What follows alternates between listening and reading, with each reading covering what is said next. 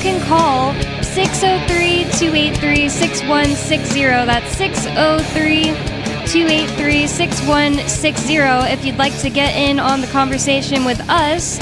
So you can call that number 603-283-6160 if you would like to get in on the conversation. With you on Free Talk Live tonight, you've got me, Bonnie, Lori, Angelo.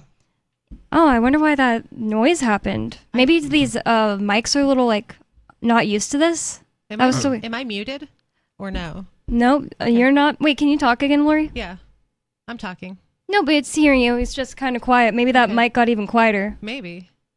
And then there was, Angela, will you just... I don't know. Am I good? Yeah, I don't know. Maybe you guys didn't hear it and I did, and there was kind of a clip. Sorry to the listeners. This definitely boring, but I don't know. No, Sometimes I think... I heard it too. Sometimes my mic sounds muffled. Sometimes weird things will happen if it's just sitting here for a while. Even these things need to be twisted around and stuff. I think we're probably fine. And I'm just going to make sure that I hear Lori in my headphones when you talk. Otherwise, I'll turn it up. Because that is the mic that's always, quieter on... People will tell us it's too quiet on the podcast and such. But a little rusty here because we, at Free Talk Live... Most of us went to a camping festival in the beautiful White Mountains of New Hampshire. And if you listen to the podcasts, you've heard about all the interviews we did there and just hanging out and chatting there that we did there. And it went well. The Pork Fest, I heard lots of people saying that it was a smaller one than normal, but I couldn't even notice. I couldn't tell. Angela, it was your first one, so you wouldn't be able to actually... I have no reference. Yeah, you have no reference, so that's kind of the problem with that. Rogers isn't that big, so to have a noticeable amount of less people, it would have to be a lot less. I think those were kind of negative Nancy's, because I was there all of 2024, and it felt the same to me. But at the same time, and in fact, I was going to say at the same time, I have friends that go, was I just hanging around my friends? But that's actually not even the case. I talked to so many new people. I would love to know the actual numbers because clearly it could be measured. But yeah, but it felt normal to me. I thought it was really great. And then Ross Ulbricht was there, so I met him and I got to talk to him. He was suddenly walking in the middle of the campground on the Saturday that he was supposed to speak a few hours before his speech, and I was like, wow, I'm just going to go walk a little closer and watch him walk by. That's so cool because the place he was walking in the middle of all the campsites at PorcFest, which by the way is the Porcupine Freedom Festival. It's a libertarian camping festival. So that's why Russell Brick went. A bunch of his supporters, people that basically helped to get him free, were there. And it was so great and nice. His speech, he acknowledged that. He said, thank you for freeing me to the PorcFest listeners. It's crazy. But what was cool about wanting to watch him walk through the campground was there's this, it's hard to navigate PorcFest without walking through other sites, but it's rude to walk through somebody's campsite that they're purchasing. So not the campground, but the people who organize PorcFest, the Free State Project, because that's who throws the PorcFest. The Free State Project organizers, they made this path through these middle campsites, and they mark it with white chalk, and the people who buy those campsites are aware when they buy them that people are allowed to walk this white chalk path, and they named it the Silk Road, which is a joke or whatever. It's named that because the name of the website Ross Ulbricht created was called the Silk Road, which is obviously a play off of the Silk Road, the trading route in Asia from whatever year that was. Whatever decade, I honestly don't know. I don't know. I was about to guess, and I don't even want to sound stupid by guessing. You just go with ancient times. Times. There we go, in ancient times. There you go. Back in the day. Back in the day. And I think that sounds so funny. Just being back in the day sounds like when you were in elementary school. Yeah. Or something like that. When. But yeah, way back when. There was a Silk Road, and then Ross Ulbricht created the Silk Road website, which was it called that because it was a marketplace and you could buy and sell anything, and there was no restrictions because it was on the dark web, and there was ratings, and you as a seller would be rated, or what's a better word, reviews, and so you could sell drugs, but say you were selling a bunch of drugs that were killing people because they were made wrong in the bathtub or whatever, well, then you'd get a bad review, and that's what made it safer. It was destroying the war on drugs and shining a flashlight on how the war on drugs was making things more unsafe, not making anything better, and the United States couldn't handle that. So not only did they arrest him and put him on trial at all and put him in jail, but they gave him a double life sentence plus 40 years and no chance of parole for creating a website. I don't even think running is quite the right, like, I don't think that they proved he was like actively using it. He just created it. And they also said, well, your libertarian beliefs are why I'm giving you the judge, something Forrest, was a woman, like Catherine Forrest, said, I'm giving you this sentence because your libertarian ideas make me think you're not sorry and you would, and I'd do it again. Exactly. So yeah, it was so cool because Ross Ulbricht was walking the Silk Road, and I walked over to like watch, and then Olga Sorens, who was an organizer, she like grabbed my arm and was like, you need to come talk to him. So I got to talk to him. It was very nice. And also Olga took a picture of that, which is so cool. I really like that picture. I told him, and of course I cried. Like, I didn't cry at PorcFest at all, but I cried talking to Ross Ulbricht. I was like, whoa, this is like, it's just like crazy how much this means to me. Oh my God, I'm so sorry that I'm crying. It's just that my husband is in prison. And it's like, not only am I just so happy that Ross Ulbricht is free, it gives me like hope that Ian will get out. And it just feels like we're all part of kind of like the same group of people that are fighting against the same horrible bad forces, the United States.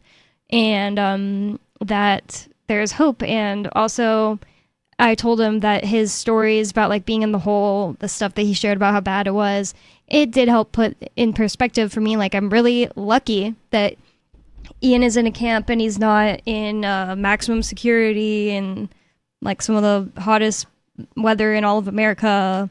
And I'm allowed to like go sit next to him on a bench and hang out outside with him. Nothing like that was true of Ross's visitation with his family. But yeah, so there's lots more that could be said about PorcFest, but I really do encourage anybody who cares about liberty and is on the fence about whether or not they should move to New Hampshire to go to PorcFest one year, because it's basically like living out a day of living in a community of people that care about the same thing as you do. And yeah, I just felt like I should say that PorcFest happened and what it is. If you were wondering why we weren't live earlier, too, that's another thing. Because we weren't live because of that. Because most of the hosts were there, or at least a lot of the hosts were there. And so, therefore, yeah, we weren't live. I feel like people who take that advice and go to PorcFest should also go to ForkFest. Because I think that's... So there's, not everyone can handle those crowds at PorcFest. I prefer ForkFest because it's like mellow. I kind of think I preferred ForkFest as well. It was the first year that I was there for all of ForkFest and all of PorcFest, and I was afraid those extra like 3 days were gonna make it like, oh my God, I've been here way too long and it's like I'm losing my social battery. But it wasn't, because the first 3 days were so incredibly chill, like you said. And I have no idea, like I don't have frame of reference. I don't know if it was more or fewer people, but there were 3 different people that were selling food, like vendors for food. Yeah, so there's stuff there still during ForkFest. It's just not so overwhelmingly like massive with so many people. And there's no ticket price, which is there's no ticket price. $150 for the PorcFest ticket. Or maybe it's less. I bought it a while ago, so. But it's over $100 for a PorcFest ticket. But ForkFest is free, and you can show your support for supporting ForkFest's main mission of being like, we're not for banning people and such for stupid reasons. Yeah, I really like the fact that ForkFest exists, because it's like, whenever you disagree with like some people that are running a thing and doing things in a way you don't like it's way better to build your own thing and make it good than like continuously fight over these people, especially when it's like doesn't belong to you in a way. Like it's the Free State Project's thing, so like you can try to influence them, but ultimately it's not a democracy. And I saw a lot of chatter about like why we should ban this person and why we should ban that person, and it was very unfree to me. What? For a freedom festival. Isn't that what everybody says? Is if you don't like it, just build your own. Oh, you don't like Facebook? Just make your own Facebook. The Facebook's a private. They can do what they want. Private company. Mm-hmm. So yeah, just go build your own. Yeah. I don't see why that. You can do. What I don't you know want. why anybody would have a problem with that to begin with, right? Well, isn't that what you would want to do if it's not going your way? Just a problem to go. With what? Well, with how things are going, maybe on this, like on. With the organizers are just doing things that you don't believe in, you just go build your own. Oh yeah. With that's totally fine. But like to also, I'm just saying that you should show your support for ForkFest for saying, hey, we don't agree with that. If you also don't agree with that, banning people for arbitrary reasons. Yep. Yeah, for sure. So, one thing about it is that it's like somewhat of a protest against PorcFest doing things that you don't like, but also like I think most people that attend ForkFest stay there for PorcFest too, so it's not just that. But there was a year or a few years or a long time, I guess, that the organizers of PorcFest / the Free State Project board didn't like that ForkFest existed, and then they just got over that, and the hatch has like been completely buried, and they don't act like they hated it anymore at all. So that's good. But they were probably worried it was going to take over or something. Yeah, I didn't like the words I heard Carla saying about why she didn't like it, which she's like completely made up with ForkFest now. So I mean, like I heard her specifically. That's why I'm saying her name. It's not like just her, but she said, like, how would you feel if you created something, worked on it your whole life, and then somebody created the same thing and put it like next door, and Ian and Aria were like, that's freedom. That would be fine. That would be fine with us. That's like I think that kind of got through to her, to be honest. A free market. Yeah.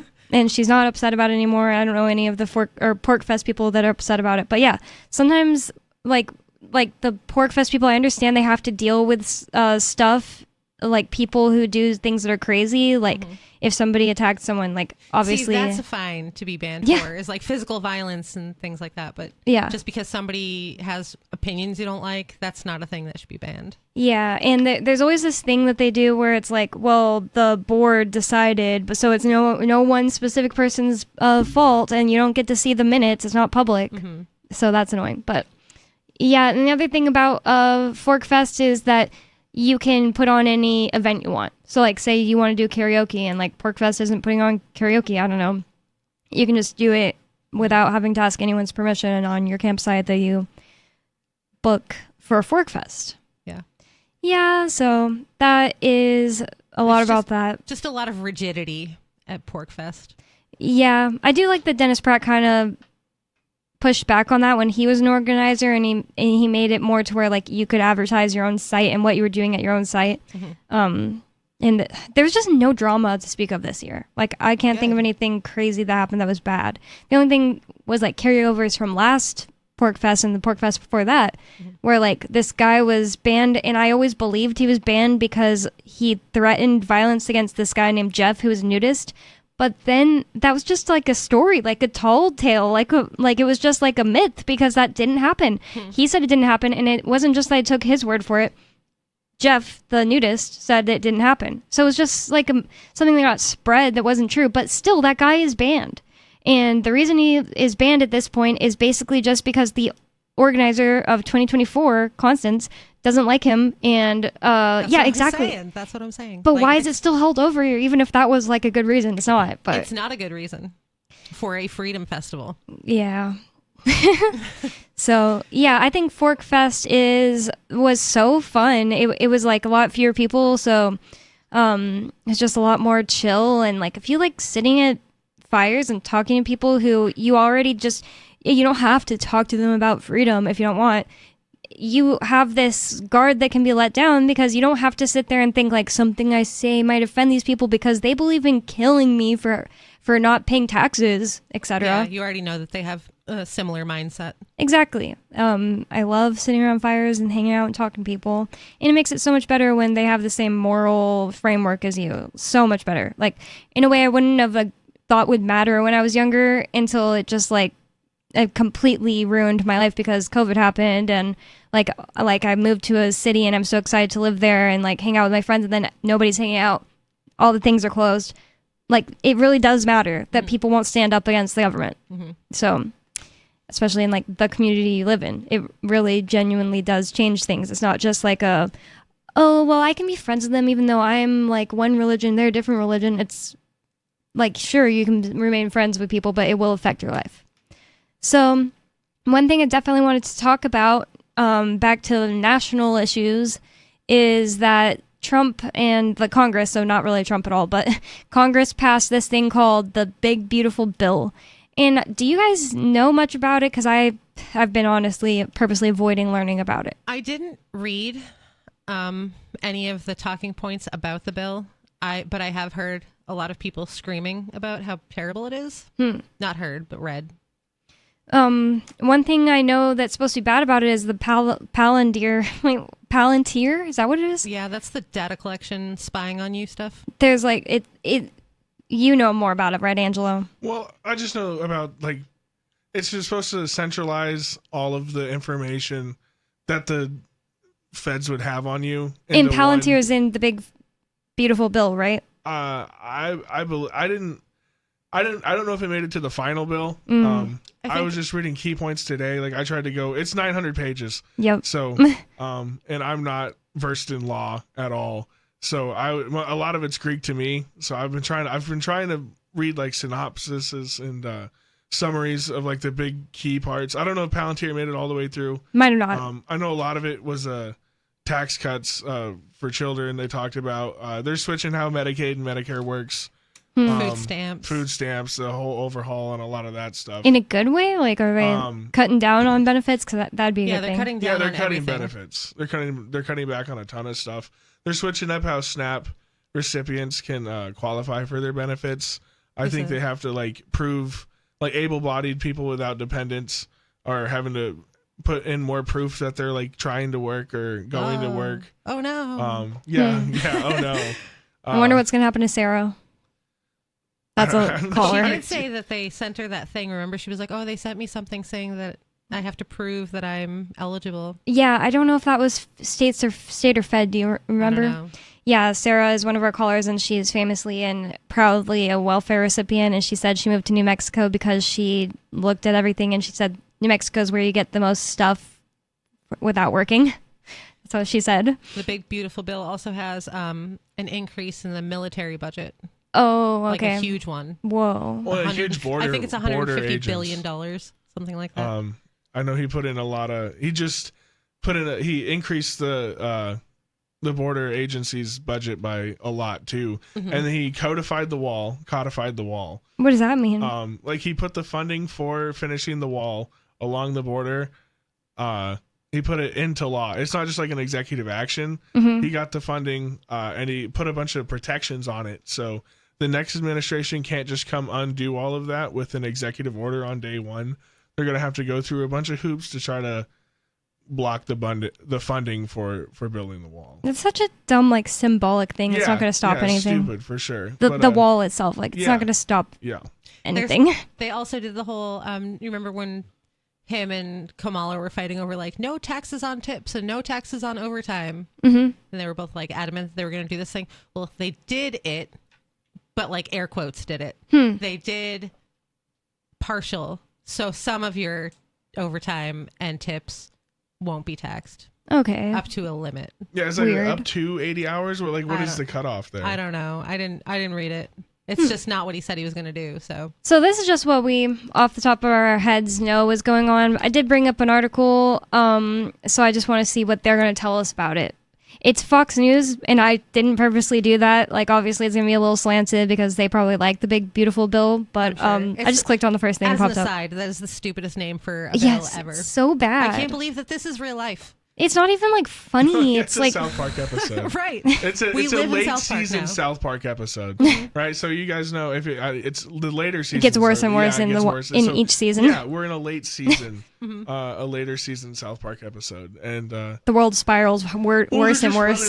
They're running out of jokes. It's they're just running out of material, and everything's just. It feels like they're throwing everything like a climax. At the wall. Like on one side, I wonder if this is like a boomer thinking he's real cool, like with the Gulf of America and the Big Beautiful Bill and all that stuff. Gulf of America is funnier than Big Beautiful Bill. That's what sucks. They're both stupid. And then there was like it's kind of funny though. Name Greenland to Red, White, and Blue Land. Like that's also stupid. It's also stupid. But then on the other hand, I wonder if it's just like a massive troll. Like I can't tell which one it is. does he actually think this is good, or does he just think it's funny? Well, I think... I hope it's just that he thinks it's funny, because then at least... I think it's like the least of all the jokes, though. Like, turning Gaza into a resort is a lot funnier than saying, well, this is going to be called the Big Beautiful Bill. Right, but he's old, so his humor's weird. Yeah, that's true. So probably declining a bit. So this says, Trump signs Big Beautiful Bill in sweeping victory for second-term agenda, overcoming Dems and GOP rebels, Thomas Massie. It was basically just Thomas Massie to begin with, so... Just him. It might be just him. Just so they're not calling him out. I think that he was getting, like, people on his side, but I don't know if that many Republicans voted against it with him. So, it says, President Donald Trump signed his $3.3 trillion Big Beautiful Bill on Friday, after the House passed the final version of the measure Thursday to ensure it arrived at the president's desk by a self-imposed July 4th deadline. Wow. That's just kind of dirty. It's like not what America is supposed to be celebrating on July 4th, but he's trying to make it sound even. It's like basically Patriot Bill times or number 2, because he's trying to make it sound like it's so patriotic to do. Or Patriot Act, there we go. But hopefully, I don't know, maybe it doesn't have as many draconian measures in it. Hopefully this article will tell us. The bill includes key provisions that would permanently establish individual and business tax breaks included in Trump's 2017 Tax Cuts and Jobs Act. So I guess those just weren't permanent before. It incorporates new tax deductions to cut duties on tips and overtime pay. I never knew those were called duties, so I hope that doesn't mean something different than taxes. You know, I think it means the same thing, because it's like when you go to international airports, you have to pay duties on all of your stuff, and it's just like taxes. So before signing the bill, the president said the bill would fuel massive economic growth and lift up the hardworking citizens who make this country run. If they were just cutting taxes and cutting parasite classes, quote unquote benefits, that probably would be true, but I think they're putting a lot of extra crap in it, so we're going to get more into the Big Beautiful Bill on Free Talk Live. More Free Talk Live coming up. 603-283-6160 is the phone number. That's 603-283-6160. More Free Talk Live coming up. Don't go anywhere, it's Free Talk Live.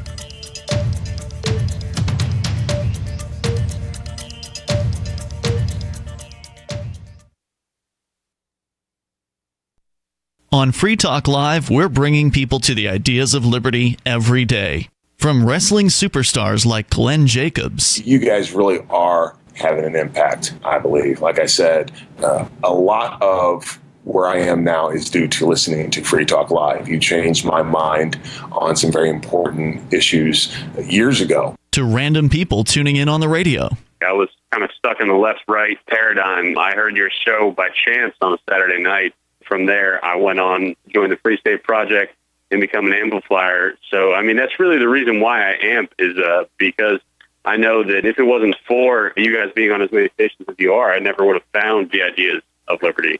You can help more people hear the message of liberty by joining Free Talk Live's AMPS program on Patreon for as little as $5 a month. And you'll get access to special perks. Visit amps.freetalklive.com, amps.freetalklive.com.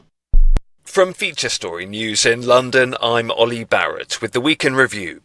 Donald Trump's flagship bill of sweeping tax and spending cuts narrowly passed its final hurdle in the House of Representatives this week. In the end, only 2 Republicans voted against it after a major effort to bring rebels on side. Critics say the bill will cut medical insurance and food aid for some of the poorest in the US. President Trump says persuading Congress to back it was a landmark moment. We're sort of celebrating like the biggest bill of its kind ever signed, and it's going to make this country into a rocket ship. It's going to be really great. I think when you go over the bill, it was very easy to get him to a yes. You know, we went over that bill, and point after point, biggest tax cut in history, great for security, great on the southern border. Immigration is covered. We covered just about everything. Liverpool footballer Diogo Jota died at the age of 28 when his car crashed in Spain. Mourners, including teammates, gathered in Portugal on Saturday for the funeral of Jota and his brother Andre Silva. Music mogul Sean Combs will not spend the rest of his life in prison after being acquitted of the most serious charges he was facing in a New York court. Prosecutors had alleged he led a criminal enterprise involving sex trafficking and orchestrated sexual encounters that lasted up to 4 days. However, Combs was convicted on 2 charges relating to prostitution. Mitch McCann was outside court for FSN. While Sean Combs was convicted of 2 charges today of transportation to engage in prostitution, this will be viewed as a major victory for the music mogul for the fact that he escaped the most serious charges, sex trafficking and racketeering conspiracy. For one, racketeering conspiracy comes with a possible life sentence in jail, and sex trafficking comes with a mandatory minimum term in prison of 15 years. The prostitution charges of which he was found guilty do come with sentences of up to 10 years in jail each, but it's unlikely they will be served separately. UK Prime Minister Keir Starmer backed his Finance Minister Rachel Reeves this week amid speculation he was about to sack her. He says Rachel Reeves will remain Chancellor for a long time to come. It followed her crying in the House of Commons on Wednesday as the government faced criticism over a major U-turn on welfare reforms. The opposition Conservatives say the government's in chaos, and the uncertainty caused borrowing costs to temporarily spike. Cabinet Minister Heidi Alexander says Rachel Reeves is going nowhere. Rachel is dealing with a personal matter, as I understand it. I think she is one of the reasons, along with Keir, why we've got a Labour government at the moment, because I think she convinced the public that the Labour Party could be trusted with their money and that on the really big decisions she was going to get the calls right. We can't routinely as a country have more money going out in day-to-day spending than when we've got coming in through tax receipts, and she's right to say that we've got to invest. From bureaus worldwide, this is FSN. Yep, we still do email. Drop your email address in the entry box at freetalklive.com and you'll be kept in the loop with Free Talk Live.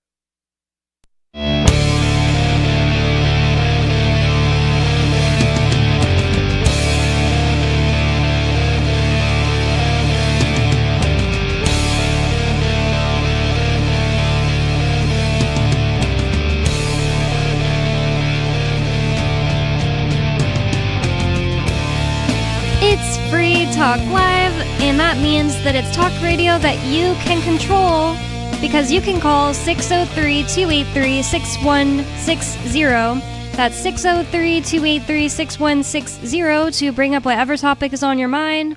Let people on the radio or listening to the radio hear what you have to say. Argue with us, tell us we're wrong. It doesn't matter because it's Free Talk Live.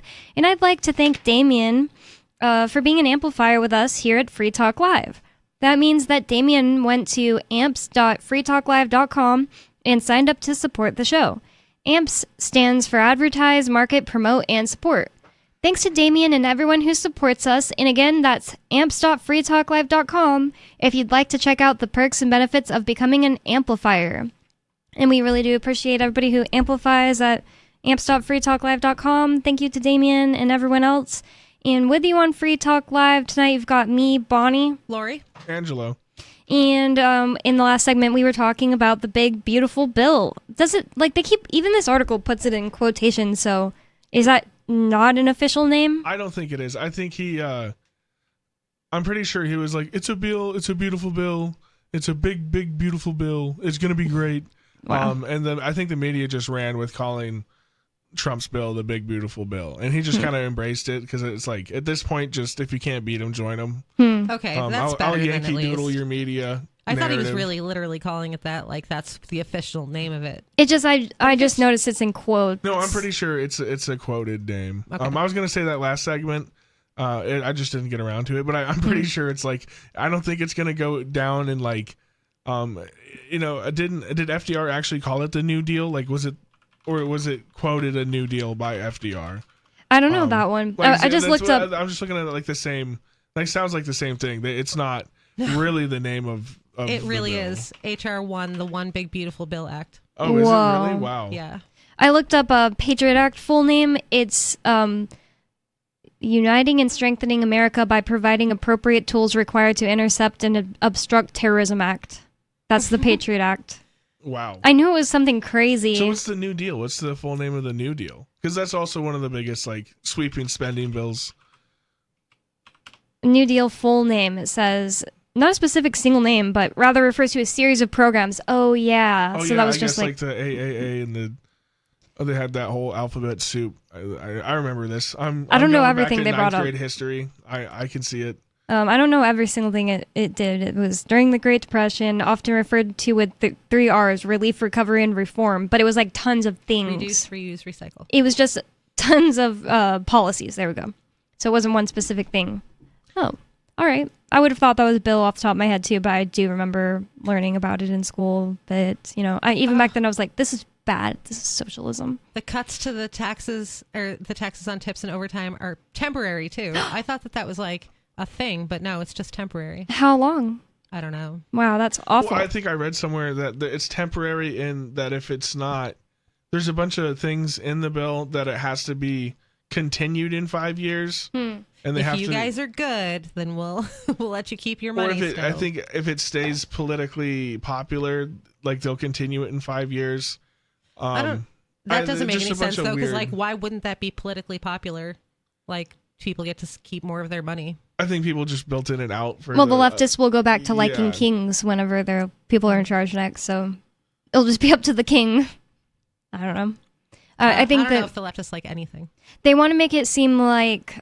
I think they're trying to make it seem like we're not imposing this on America forever. Of course, it can be changed. We'll make it renewable. They should do that with like tons of stuff, that they don't do that with, but only the one that's like helpful to Americans so directly. So it says that Trump said, we have officially made the tax Trump cuts permanent. That's the largest tax cut in the history of our country. After this kicks in, our country is going to be a rocket ship economically. We've delivered no tax on tips, no tax on overtime, and no tax on Social Security for our great seniors. It makes the child tax credit permanent for 40 million American families. The golden age of America is upon us. We'll see what other crap is in it. It says the measure also raises the debt limit by $5 trillion, a provision that has faced scrutiny. So why would they be raising the debt limit if they weren't, wanting to spend more, which is just going to do the opposite of tax cuts on Americans and inflate the money supply? So it's like it kind of evens itself out right there. One of the things they said they raised it for was to increase ICE so that they can deport a bunch of people. They want to deport like everyone. Wow. That's not good. Like anyone who even smells like they're here illegally. That kind of sucks. It's kind of scared.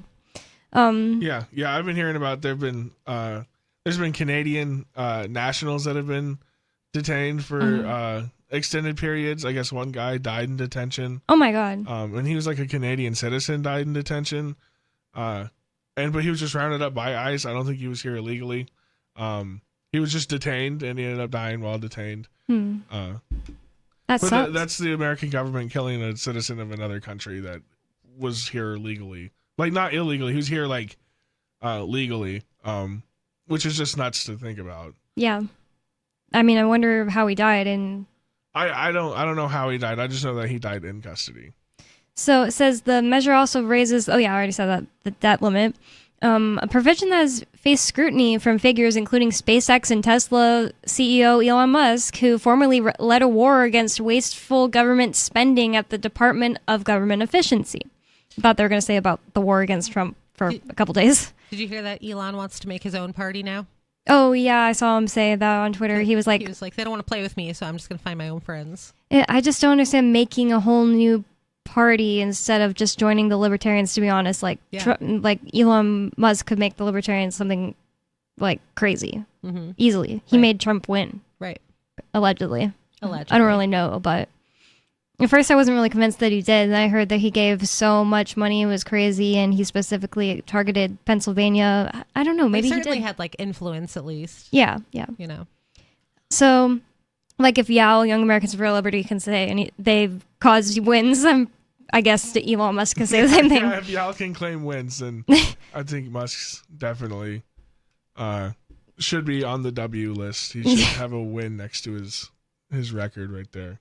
I wonder if he was giving money to y'all. That'd be crazy. That'd be so crazy. Because they don't have to, like, publicly say. I don't know.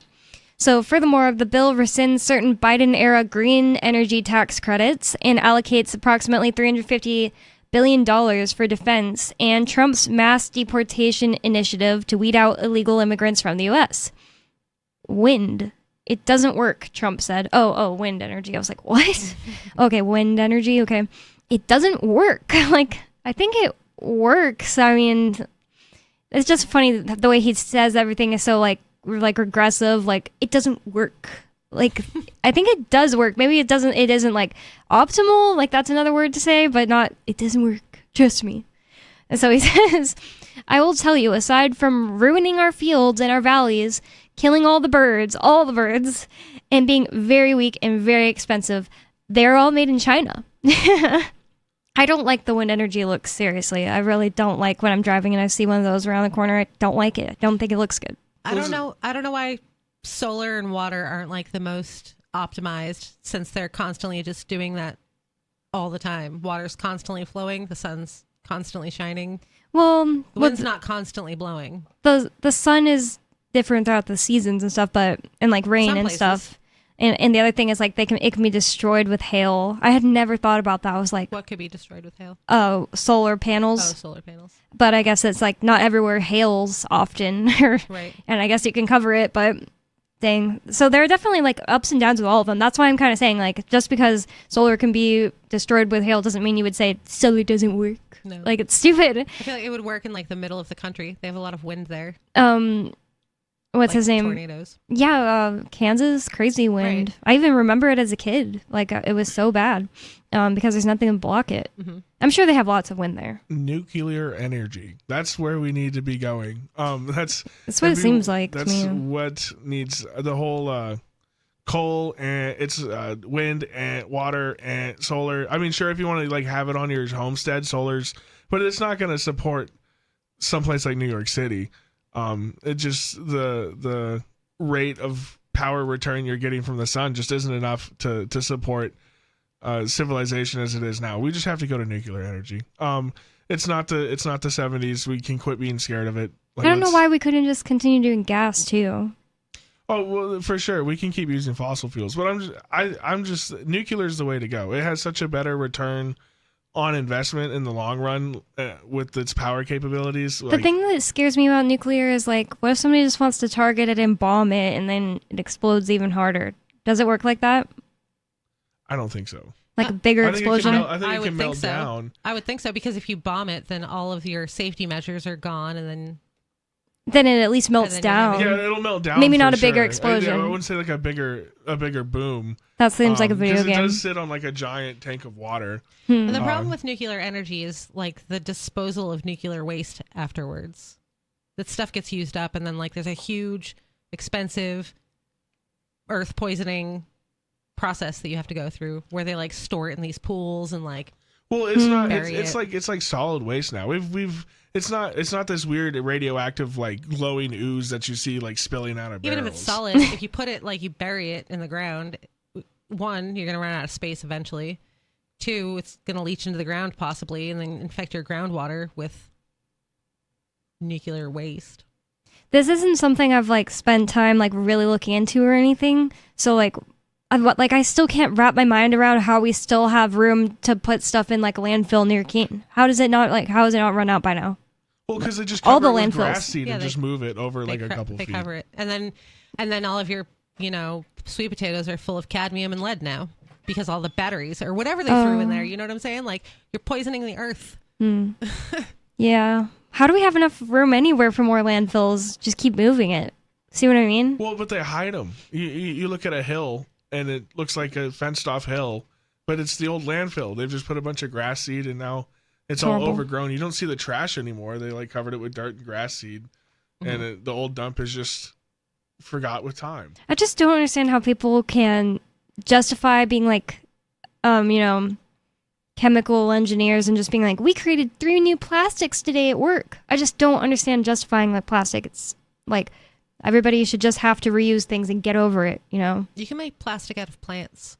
I don't know why that's not a more heavily used, It's like like a cellulose. hemp-based plastic. Oh, I and know cellulose, like plant plastics. Yeah, and then it would just disintegrate into the ground. Mm-hmm. I don't know. I think people just find the It most. still takes a long time, but like much less. People will find like the most profitable type of plastic and just like create 10 more of those. I don't even know why they do it. Like I've said this before.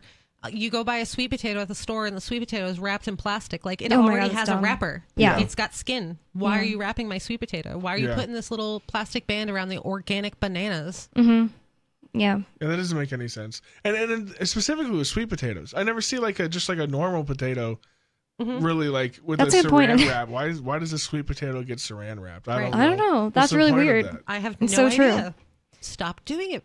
Yeah. They also put this like bad for you wax on all the fruit when it naturally has a wax if you just didn't like go scrape it off. Mm-hmm. So they scrape off the like apples have a natural wax. They'll go scrape that off first and then put a new more poisonous wax on it. Mm-hmm. And it's like you don't just wash that off when you just rinse it in the sink for a second, you know? Right, like eggs. You dip your eggs in like all of these chemicals to clean them and stuff, and then they have to be refrigerated at the store instead of just like don't wash them at all and then just take them to the store and then people take them home and you can just leave them on your counter. They're for on the 3 shelves. weeks. Yeah, I have eggs on my counter right now. Right. Yeah. But America's got this weird like they have consumption issues. We want everything to be like looks nice. Like if you see fruit that's shaped weird at the store, people don't buy it because it's shaped weird. It tastes exactly the same, but they won't buy it because it looks weird. Did you know there's a box for that called Misfits? I haven't tried it. I haven't tried it either, but Nikki used to have it. It would be all the fruits that are thrown out of the store because they're literally shaped weird and people won't. Well, you know what they do with all those fruits and vegetables, and a lot of it gets shipped over to China to get processed. Processed for what? Oh, like taken from the ground here, processed in China, then shipped back here. And then shipped back here. Same with Mexico.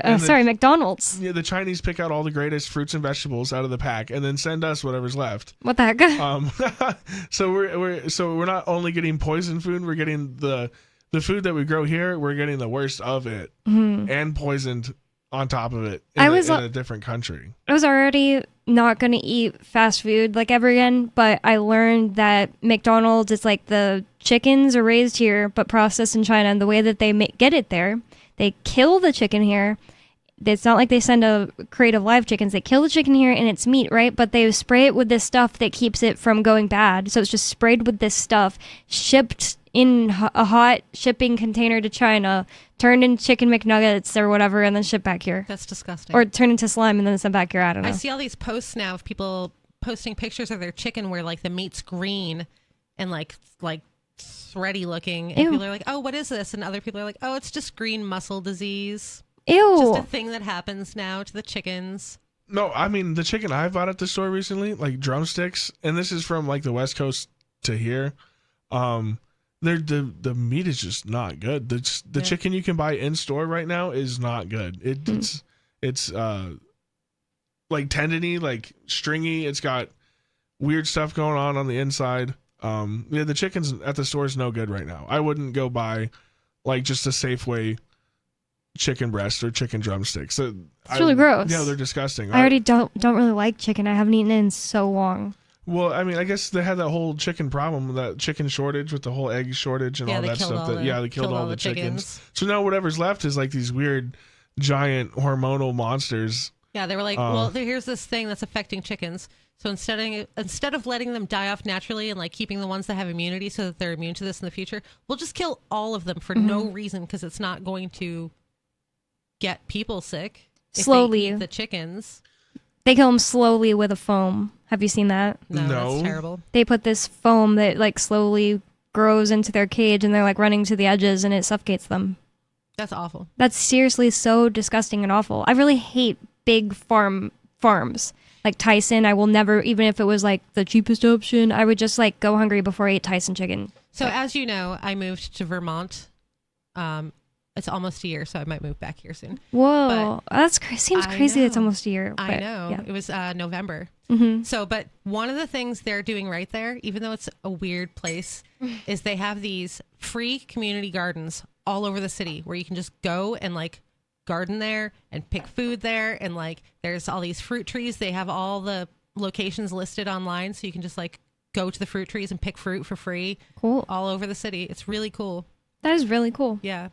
I saw they have a co-op there in the town you live in. I haven't been there. I heard they have little kid grocery carts, so I'll probably go there at some time. Why is that? Oh, because the little they kids like to push the grocery carts. Oh, that's so cool. I would love that if I was a kid. I would have seriously been like, can we go back to that grocery store like every single day? That would be so fun. And specifically, like the organic places always have them. Like the co-op, like the peanut butter is going to be like $7.99 a pound. But your kid gets to push a little But your kid gets to push a little cart. So like, I loved them. My parents didn't like to take me because they were like, yeah, that means we got to spend an arm and a leg. But I guess the cart's cute. I've never seen that as a kid. Everything is so not fair. Not child friendly anymore. I remember growing up, there was like at the grocery store, they had like the carts with the cars and stuff that you could sit in and drive. Like I don't see those anywhere anymore. And they had like smaller grocery carts that was like the 2 baskets that kids could push. And there's no third spaces anymore outside. You can barely play outside because maybe ghetto welfare moms are ruining the carts. That's the first thing I thought of. Because they want your kids to be attached to like whatever device they have. And they want them to go to school and be in school or daycare or whatever and not outside playing. So there's just no third spaces anymore for kids. Well, they just specifically killed those during COVID. Yeah, that's a good point. That was the last push. That was the last hurrah. Because even when I'm only 25. So when I was 16, me and my friends would run around town. Summertime. It's summertime right now. We'd spend the day at the lake, and then we'd go link up at some local diner, and then we'd end up at somebody's house or at a bonfire, and we'd be running around and having a great time fishing and chasing girls and doing the whole nine. And you just can't even do that anymore. You can't. There's no. There's nowhere to be. There's nowhere to be. Yeah, you can't. You spend too much time at your local diner, you get the cops called, you get kicked out, even though you bought food. You want to go like play outside? It's going to cost money. Yeah, you need for admission money to the outside. Yeah, you need money to permission to enter the woods, please, sir. Right. $80 a night for a tent site, sir. Like what? Yeah, I was looking at up in Hampton. I was like, oh, we should go camp up there, and it was like $70 a night for a campsite for a tent. And me and my friends used to pay $0 and just go pitch a tent in the woods. And another thing that like I can't like conceptualize with myself because I don't have kids. Like, oh, that's how that used to be, and now it's that way. But one other thing is like you lived in the West, and now you're over here, and it's like things aren't just like you can walk into the woods here. But it's murdered out west too. They started shutting everything down. COVID, they shut the woods down. They started putting gates up everywhere. Whoa. They're closing off. Oh, that actually happened in Texas too. You used to be able to just walk around in the woods. There was this when I was a kid. There was this spot where my friend liked to go into some river. I don't even know, Guadalupe or something in Texas. And during COVID, he was like, "No one wants to hang out. This sucks." And he would go around and like take off caution tape off of parks and stuff, which is so cool of him. He's not like a libertarian. He just didn't like to be told what to do.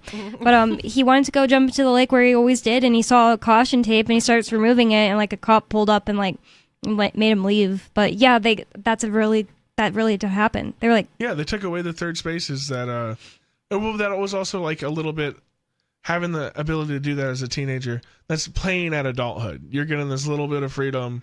You're kind of getting a feel for how the world's supposed to be. You get to go out and make your own decisions without your parents breathing down your neck.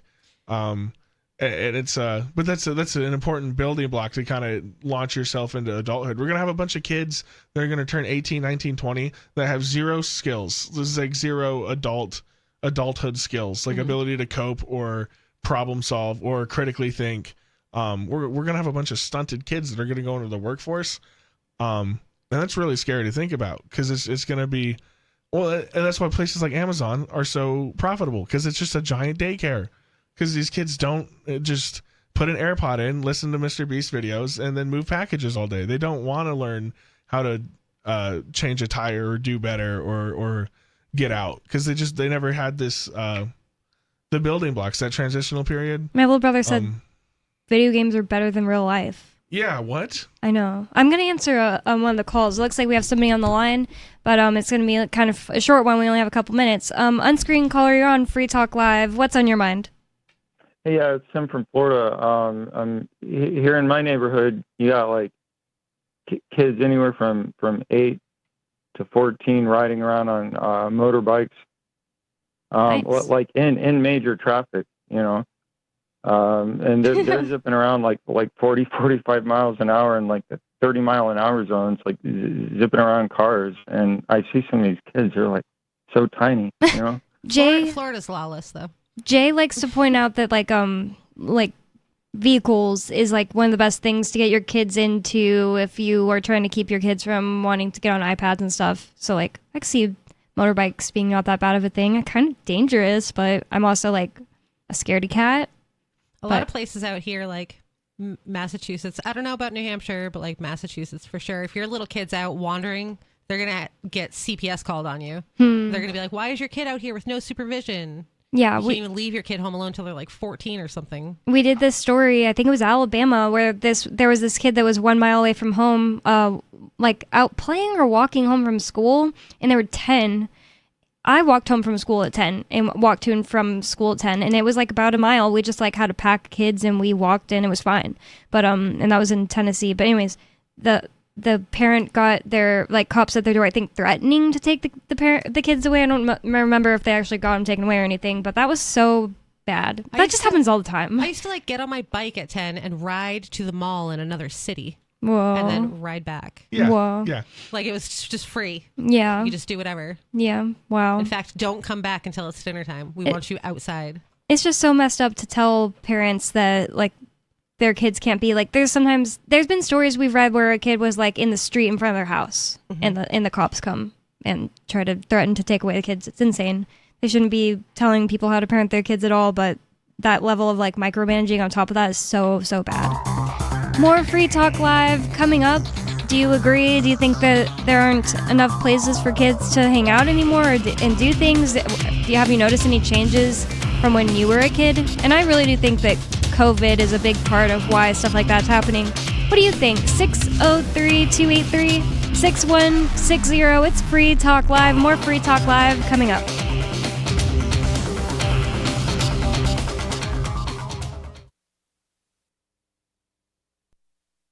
Join liberty-minded voluntarists, anarchists, and libertarians from June 13th through the 16th for the 8th annual Fork Fest at Rogers Campground in the beautiful White Mountains of New Hampshire.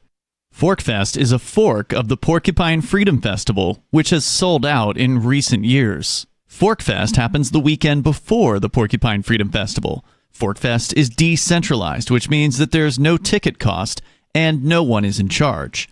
All you have to do to join the fun is reserve your camping site, RV site, or motel room with Rogers Campground for June 13th through the 16th. You can find out more at the unofficial website, forkfest.party.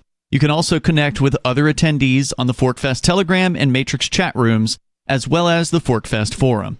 You can find links to those at forkfest.party. We hope to see you there June 13th through the 16th. Forkfest.party.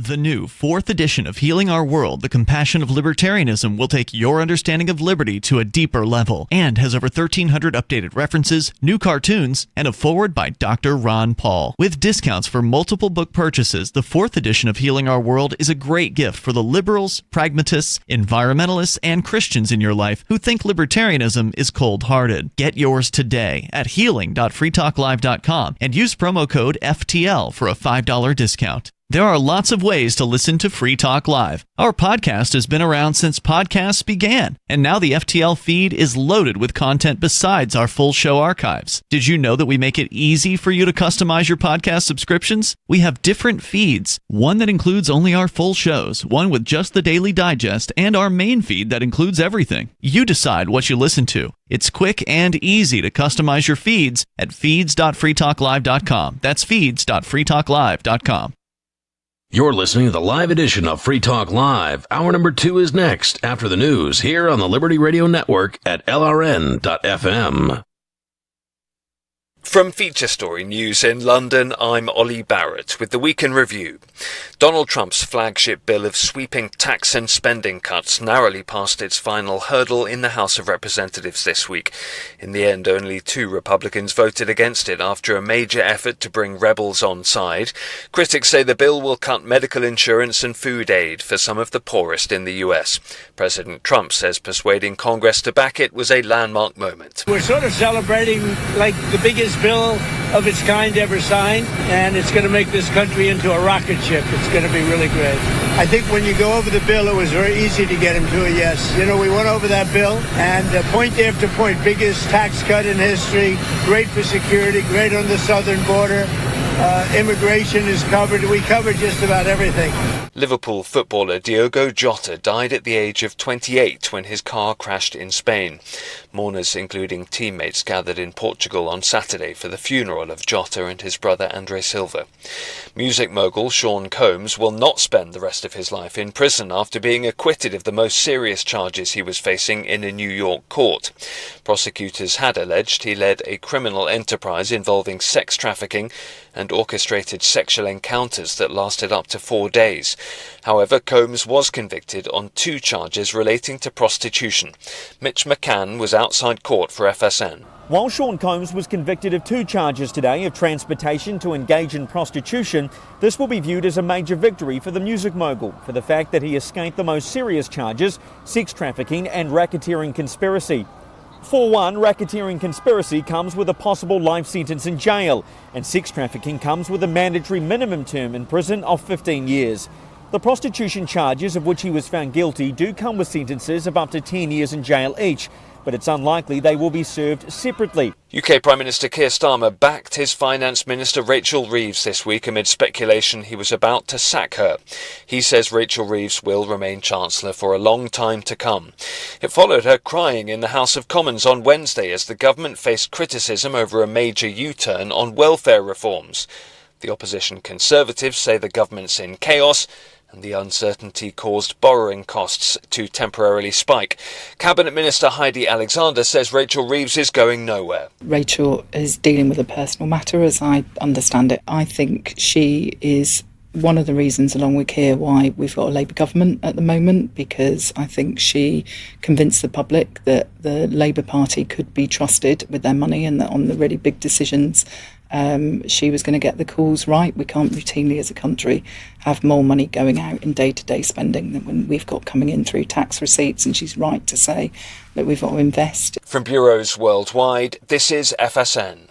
Hundreds of people gathered in North India to celebrate the Dalai Lama's 90th birthday this week. The Tibetan spiritual leaders confirmed he will have a successor.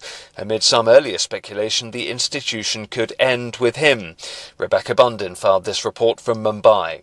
The celebrations are taking place in Dharamshala in North India, where the Dalai Lama has been living in exile after fleeing across the border to India in 1959, when there was a failed uprising against Chinese rule in Tibet. More than 7,000 guests are expected to attend the festivities, including Indian ministers and Hollywood actor Richard Gere. In the past, the spiritual head of Tibetan Buddhism has made comments that have raised questions about whether the 600-year-old institution will continue, but he has now confirmed he will have a successor, and there are some expectations that the leader may give a clue about who this may be in the coming days. Pioneering televangelist Jimmy Swaggart died at the age of 90 after 2 weeks in hospital. He was one of the first preachers to bring his ministry to a massive global TV audience before enduring a damaging sex scandal. Kate Fisher filed this report from Washington. At its peak in the mid-1980s, Jimmy Swaggart Worldwide Ministries had a television presence in more than 140 countries. That, along with its Bible College, brought in up to $500,000 a day from donations and sales of Bible courses, gospel music and merchandise. Stirring thousands of congregants and millions of TV viewers, he became one of America's most influential televangelists and a household name by the late 1980s. But his career came crashing down in 1988 after a prostitution scandal. He continued preaching for decades, but with a reduced audience. That's the Week in Review from FSN London. I'm Ollie Barrett reporting. It was a big night for music's hottest acts, especially for Lord Chillingsworth. In a shocking upset, the young artist took home the spookiest Halloween sound effect album Grammy for Creepy Night in Halloween Manor. Music blogger Ty Vaughn is here. Ty, what a shocker. Lord Chillingsworth's track, Man Being Boiled Alive While Chains Rattle in a Dungeon, was crazy spooky. It was everywhere this year. Haunted houses, Halloween stores, nighttime hayrides. Anywhere you look, people were getting the willies from this album. But a lot of people thought Grammy darling Dr. Spookenstein was a shoo-in to win for his album Laboratory of Madness. And that was a great album. Critics praised Spookenstein's stripped-down approach, rattling real bones together and dripping real blood onto a screaming lady. The class act Spookenstein offered a gracious congratulations to Chillingsworth, saying, "I'm a fan of every bloody who was nominated, especially Chillingsworth. I have a skeleton ton of respect for him as an artist. I just saw him on the red carpet and congratulated him." This is the Onion News Network. Got Telegram? You can follow our channel there and discuss show prep with other listeners at telegram.freetalklive.com.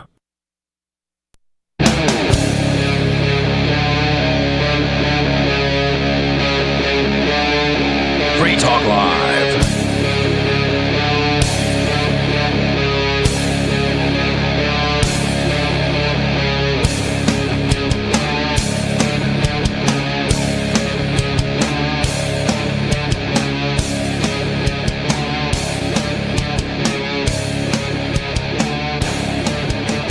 It's Free Talk Live. It's talk radio that you control. That means you can call 603-283-6160. That's 603-283-6160 with whatever is on your mind. And you can bring up whatever's on your mind. It doesn't have to be on topic. You can change the subject. It's up to you because it's Free Talk Live. And Free Talk Live is brought to you by LibertyMinded.com. Official Free Talk Live gear like t-shirts and hoodies are available at LibertyMinded.com. Plus, you'll find a unique collection of cool and funny liberty-oriented clothing at LibertyMinded.com. That's LibertyMinded.com. Oh, they also said that they updated the website, so that's something. It's on Free Talk Live with you tonight. It's me, Bonnie. Lori. Angelo. And we already have a caller on the line, so we'll get back to talking about the big, beautiful bill if we end up with not much else to talk to about him, or with him, but the caller is Turd Ferguson. Turd, what is on your mind? Yeah, first of all, I don't know why Johnson Rice, who is a mask-wearing little beta soy boy, is advertising on Free Talk Live. I thought he hated Free Talk Live. He doesn't hate Free Talk Live at all. He's never said he hates it. Yeah, I mean, I thought he was all into the masks now. Remember, he was on Free Talk Live right after the raid. It was like an episode with me, Mark, and Johnson. I was on with him once. I don't remember that, but I thought he was one of the Branch Covidians now, but I guess I'm wrong. COVID is over. I actually like that, thank God, because maybe Johnson does have a brain after all. But, it's been about 7 days since the Shrewsbury Carnival ended. There's nothing in my life that I really can't turn into heroin. I really can't get that dopamine release anymore. It's like I was high for 7 days straight on heroin, and now I'm not anymore. Maybe you should just become a carny. Yeah, that's actually a good point. Just follow the carnival or carnivals. Well, the Shrewsbury Carnival isn't a touring carnival. It's put on by the city of Shrewsbury. I'm sure you it's can probably find the one reason why. It's probably the one thing that my property taxes, the millions of dollars I pay a year to live in Shrewsbury, is the one thing that I like that they use it for, to be honest. And, I haven't seen any hot teenage girls in like 7 days, and I'm starting to twitch a little bit. I've been trying to do anything I can to try to get that dopamine release back. I've been down in Kachava like nothing I've ever seen before, but I just can't get that dopamine release. And let me tell you, it sucks. Why don't you do heroin? Do heroin. It's a horrible idea. Yeah, that's not a good idea for me. I was just joking because you said, "Oh, I turned it into heroin." That'd be a horrible idea. If you can make anything into heroin, sounds like heroin would be your favorite thing in a bad way. You already live in Pennsylvania too. You'd have to go live on Kensington Street. It's summer. You would think that there are plenty of places to go be lecherous for turd. Yeah, you can just go to the beach if that's all it's about. If it's about like carnival rides. You don't have to follow a specific carnival. You can just like find calendars all over the country of when they're doing their carnivals in the summer and travel going to those crappy little roller coasters and those things that spin you and stick you to the wall and stuff. Well, there's a couple problems with that. First of all, Shrewsbury, Pennsylvania has the hottest teenage girls in the United States. So that doesn't guarantee a fix of the problem. You know what I mean? I mean the real, there's only one real carnival, and that's the Shrewsbury Carnival, and the hottest teenage girls are there. I wanted to know if there's like a accepted answer to what state has the most attractive women, and like every website was just kind of asserting it themselves and saying like there was a study done. It's like it's probably Colorado because they're the healthiest. Because they're the skinniest. Because all the states, especially the left-wing states, want the extra tax revenue, so they're all going to say that. But I can, and by the way, I actually don't even know the answer to that question, but I do know that the hottest teenage girls are right here in Shrewsbury. But there's another problem, though, and that's that I've been working my butt off lately to just try to pay off this house so I can get my music career going. I'm hoping I can have this place paid off. Oh, you owned completely. it. Oh, yeah. You own it, but you're paying your mortgage. Yeah. And by the way, I mean, I've got this month's mortgage payment right now. I'm looking at it, and it smells like strippers' butts. And let me tell you, well, attractive strippers' butts, just to be precise, not nasty ones or anything like that. Gross. Smells good. I like it. Sounds actually. Disgusting. It probably just smells like money, which just smells like, I don't even know cocaine. what you say that smells like, but yeah. It smells like really young strippers that are hot that I DJ for. Do you have anything else on your mind, Turd, that's important? Well, it's interesting because I hadn't been out on a date in a long time, but I went on a date like a week or so ago actually. Was she a teenager? This girl that's like, unfortunately, no. I wish she was 16. I would have been living the Ian Freeman dream. Oh no. But actually, it was a girl that's actually pretty popular in libertarian circles. Even though at dinner we were talking. Was it Ayla? I'm sorry. What? Was it Ayla? It was Leah. Oh. You know, Leah Mary on Facebook? No. Yeah, she's pretty popular in like these libertarian circles. Do you have something to say about your date with her?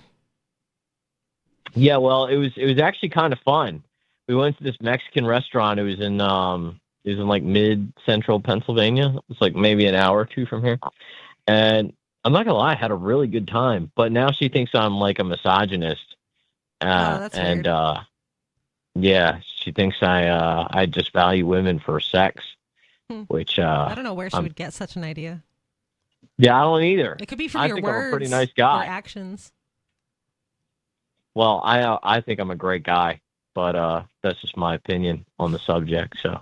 Well, thanks for the call, Turd. I feel like it's so awkward to just be like, I went on this date with this girl. I am going to name drop her. It's too awkward. I just can't handle it anymore.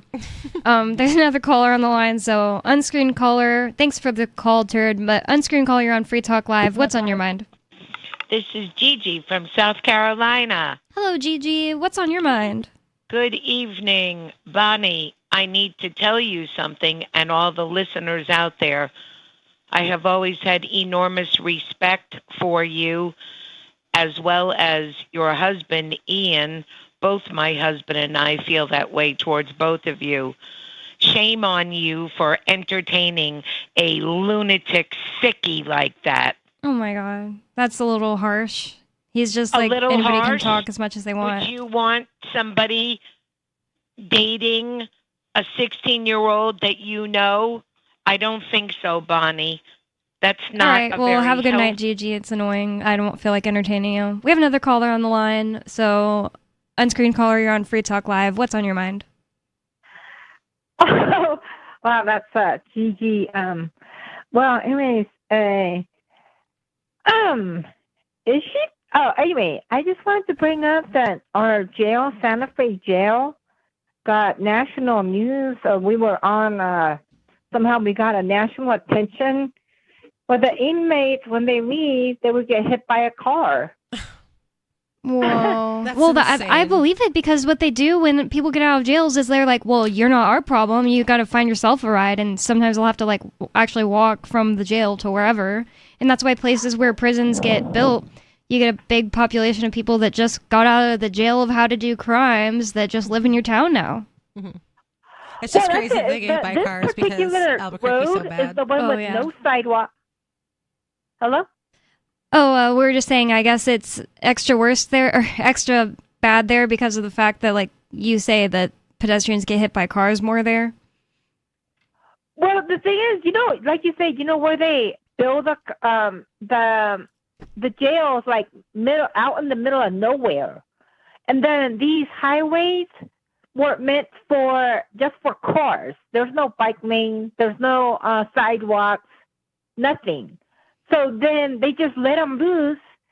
So it was on the news. What they're going to do is they're going to build a little trail, or they have shuttles that take you downtown from Santa Fe. But it took like and they're also given like a light vest, a reflective vest. That if they want to walk back, they wear these reflective vests. So I'm thinking to myself, it's really pathetic how, like, there's so many of them have to get killed and run over before they're like, oh, we have this problem. It's not safe for them to walk. Yeah, that's a good point. Like, you were letting them out on a highway that's not for people to just be walking on. That is so sick. They probably, like, didn't mind at all, and other people had to complain. Well, I mean, how many of them have to be like killed and flattened out? So they were actually on the news, and it was on the national news about this. But you're right. The prisoners also, the one in downtown, they let you off like 1 a.m. downtown in the middle of a city, no buses running, and they want you to walk 10 miles to where you're going. That's the time where they release you if you're in town.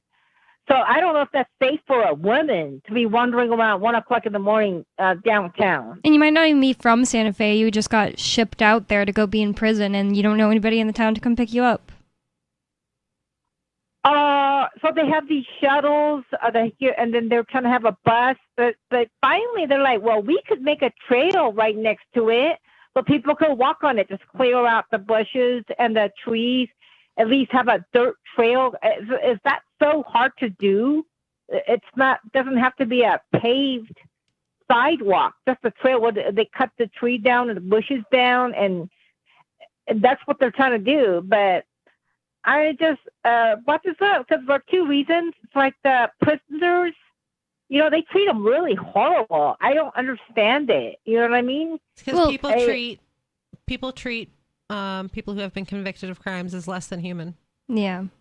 Especially like the guards and the people that run the jail. Just people in general, the general populace. They're like, oh, well, you're a criminal, so who cares? But if you really wanted to like treat some people like they are less than human, the job you would get would be working in a prison. Yeah.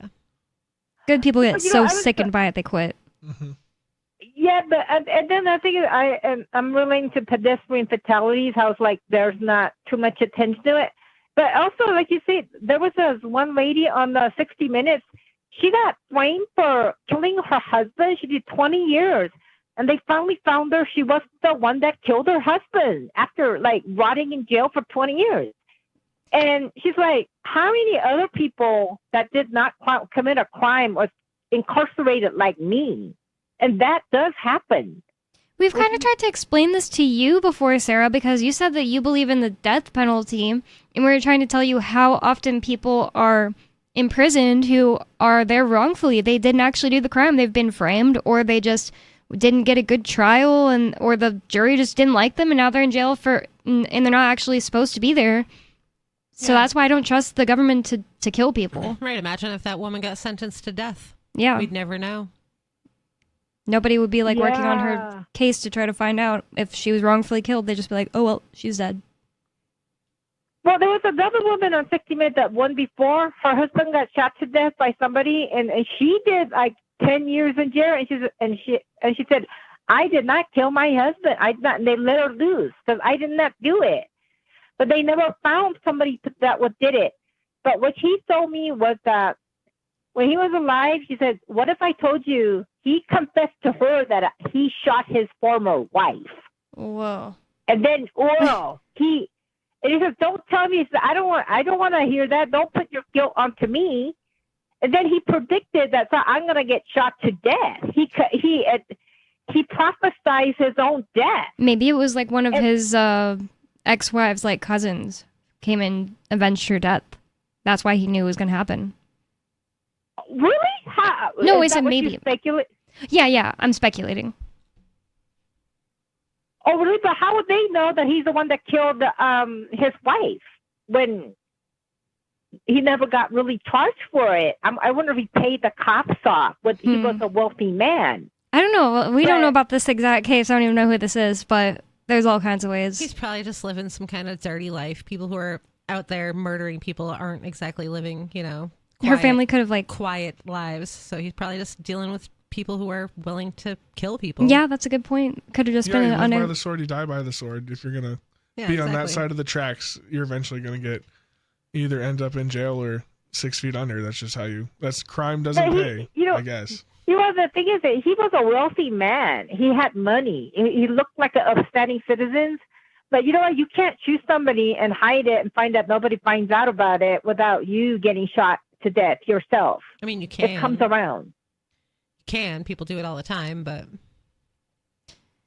you shouldn't. So in this case. Yeah. You know what? I have to say that, I heard one story when this man, when he was 18, he joined a gang and he actually killed another gang member when he was 18. But he reformed, he really saw the Lord, and he got let out. And you know what he became? He became a pastor.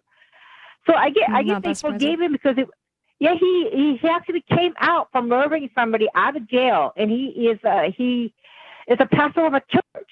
If I was a horrible person and I hated myself because I did something I could never take back, I think Christianity would be really, really, what's the word, appealing to me. Mm-hmm. Because it's I can be forgiven and stop having to feel so guilty. And the Bible says everyone is complete trash. Every single person on the planet is trash. Mm-hmm. Your good deeds even are like filthy rags, is in the Bible. And other than that, you're just doing nothing but sinning and being horrible. So everybody's bad. It's not just me. And God will forgive me. And it's something he can never do anything to make it better. He can pay reparations to the family, slightly make it slightly better, but he can never make it fully better. He killed someone. Well, I think it was another thug. He probably shot and killed another, a street gang thug. Oh, that makes it better. So that's probably why he got let off of his age, and he really dedicated himself to the prison ministry. He really became a really upstanding person. And they actually let him out of jail, and he managed to. He's actually a pastor of a church, and I never see him on TV or I never hear about him. I mean, I just think that this just extraordinary story, and it never makes it on the news. That's I don't know if it's that extraordinary, but it sounds like it was on TV and you heard about it. But yeah, I'm especially interested by what you were telling us about that. There's a prison that's enough of our prisoners have died when they had to leave here and obviously unsafe conditions and walk 10 miles to the nearest civilization.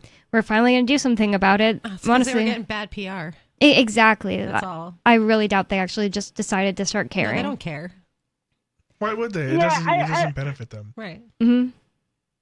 So anyway, my emphasis on we gotta improve pedestrian, build a trail, put a sidewalk in, make it some asphalt on it, throw some asphalt on it, not just have a trail that everything just grows back. But anyways, nice to talk with you guys. Okay, bye. All right, thanks, Sarah. Thanks for the call. Wow, I don't think there's ever been a call where I just heard Sarah say everything she had to say and then hang up and say bye. I've ever. Had a couple. Oh, really? I feel a little bad for just hanging up on Gigi, but it just I don't need to be just disrespected just because you can call and say whatever you want. I can also hang up on you. It's really annoying. So rude. In my opinion, it was a super rude call from her. So back to the call. Back to the stuff we were talking about, the big, beautiful bill. I don't really know why I'm reading one from Fox News. It's not like I think they're worse than like CNN, I usually avoid both. Like I usually try to go to a slightly more neutral article, but I just clicked on this one. It's the one we're reading. It's hard because most of them are biased in some way. Yeah, they're going to be spun so far. And I actually don't mind either direction. Like reading stuff from the extreme left or the extreme right, because then you have more to like debate in it. And you know what it is. That's a good point. You know where their bias is coming from. Yeah. So, and I just wanted to explain to anybody listening, like, oh, they're just righties. They're reading a FoxNews.com article. It's not really that. It's just like I clicked on the first one I saw. Because, like, I purposely didn't learn anything about the big, beautiful bill. I was like, let's see if it passes or not. Since there was, like, some people saying, oh, Thomas Massie might have enough people to not have the bill pass. Like, that would have been an interesting thing to be talking about, but no, the predictable happened and it passed. So now I'm like a little more interested in learning what's in it. It says that, well, we already said a little bit of the things it does. So the bill rescinds certain Biden-era green energy tax credits and allocates approximately $350 billion for defense. Wow. So that has to be more because there's already trillions of dollars in defense. That has to be... It allocates approximately $350 billion more for defense because it's already way above that. Yeah. In Trump's mass deportation initiative to weed out illegal immigrants from the U.S., he said, wind, it doesn't work. I will tell you, aside from ruining our fields and our valleys, killing all of the birds, and being very weak and expensive, they are all made in China. You know, I noticed something. Yeah, China. You know, I noticed something with all the windmills that China sends us. I have never seen a wind farm in China. Has he been there? I don't know. Maybe he has. I have no idea. Just look it up real quick. Are there wind farms in China? You could just... Yeah, that's a really good point. Like he said, he's never seen one. Google one. Yeah, I don't know. Are there wind fields in China? I don't know if it will know what I'm saying. Yes. Oh, okay, you China already got has it. Numerous wind farms. Why wouldn't they? And is a global leader in wind energy. Yeah. It's kind of funny because it's not a lie. He can say I've never seen wind fields in China, and his listeners are just thinking, oh, there aren't wind fields in China. But literally, what he said, he's never seen one. Yeah, but it's right, like you said, though, it's not a lie. He just hasn't seen it. It's crazy. It's like so bad how politicians frame things. Yeah, and they lie without lying, and sometimes lie with lying. I was used to get in trouble for that all the time as a kid. Wait, what? You used to get in trouble for that? My grandpa would be like, by omission. Yeah, you lied to me. I didn't do anything, Grandpa. I just didn't add that part. Yeah. Yeah. But that whole part Kids think they can get it out of it. Yeah, they think you can get out. You know, this is like me, 5 years old, 6 years old. Thinking you outsmarted him. Like that bad. Like I might have left the sprinkler on for a little bit too long or something. Or oh crap! You just brought back memories. Yeah. Because I was also supposed to turn sprinklers off at certain times, and it's like them around and stuff, and just totally space it. 30 minutes go by and it's just wasted water, and your dad's so mad. Yeah. Well, we had a flat water rate. It's not like the bill's gonna go up. My grandpa just wanted it done, so his yard looked nice. He was just angry because I messed up his golf course level lawn. Wow. So it says that Trump is probably old enough to know that that's still a lie, but doesn't care because he's a politician and they have to make everyone like them and stuff. More about this big beautiful bill, but also lots of other stuff we have coming up for you on Free Talk Live, plus whatever you want to talk about. 603-283-6160. That's 603-283-6160. More Free Talk Live coming up. Don't go anywhere. It's Free Talk Live.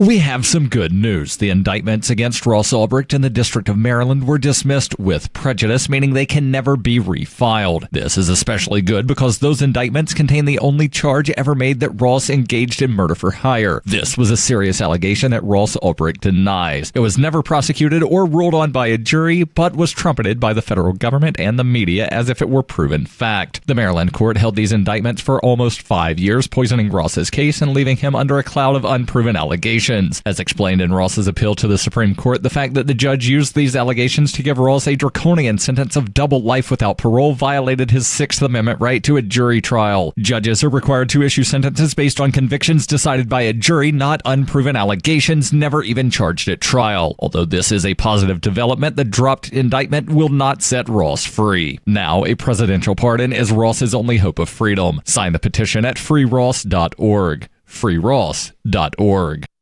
From Feature Story News in London, I'm Ollie Barrett with the Week in Review. Donald Trump's flagship bill of sweeping tax and spending cuts narrowly passed its final hurdle in the House of Representatives this week. In the end, only 2 Republicans voted against it after a major effort to bring rebels on side. Critics say the bill will cut medical insurance and food aid for some of the poorest in the US. President Trump says persuading Congress to back it was a landmark moment. We're sort of celebrating like the biggest bill of its kind ever signed, and it's going to make this country into a rocket ship. It's going to be really great. I think when you go over the bill, it was very easy to get him to a yes. You know, we went over that bill, and point after point, biggest tax cut in history, great for security, great on the southern border. Immigration is covered. We covered just about everything. Liverpool footballer Diogo Jota died at the age of 28 when his car crashed in Spain. Mourners, including teammates, gathered in Portugal on Saturday for the funeral of Jota and his brother André Silva. Music mogul Sean Combs will not spend the rest of his life in prison after being acquitted of the most serious charges he was facing in a New York court. Prosecutors had alleged he led a criminal enterprise involving sex trafficking and orchestrated sexual encounters that lasted up to 4 days. However, Combs was convicted on 2 charges relating to prostitution. Mitch McCann was outside court for FSN. While Sean Combs was convicted of 2 charges today of transportation to engage in prostitution, this will be viewed as a major victory for the music mogul for the fact that he escaped the most serious charges, sex trafficking and racketeering conspiracy. For one, racketeering conspiracy comes with a possible life sentence in jail, and sex trafficking comes with a mandatory minimum term in prison of 15 years. The prostitution charges of which he was found guilty do come with sentences of up to 10 years in jail each, but it's unlikely they will be served separately. UK Prime Minister Keir Starmer backed his Finance Minister Rachel Reeves this week amid speculation he was about to sack her. He says Rachel Reeves will remain Chancellor for a long time to come. It followed her crying in the House of Commons on Wednesday as the government faced criticism over a major U-turn on welfare reforms. The opposition Conservatives say the government's in chaos and the uncertainty caused borrowing costs to temporarily spike. Cabinet Minister Heidi Alexander says Rachel Reeves is going nowhere. Rachel is dealing with a personal matter, as I understand it. I think she is one of the reasons, along with Keir, why we've got a Labour government at the moment, because I think she convinced the public that the Labour Party could be trusted with their money and that on the really big decisions she was going to get the calls right. We can't routinely as a country have more money going out in day-to-day spending than when we've got coming in through tax receipts, and she's right to say that we've got to invest. From bureaus worldwide, this is FSN. Our Matrix server is about as free as internet chat can be. Join the existing rooms or create your own at chat.freetalklive.com.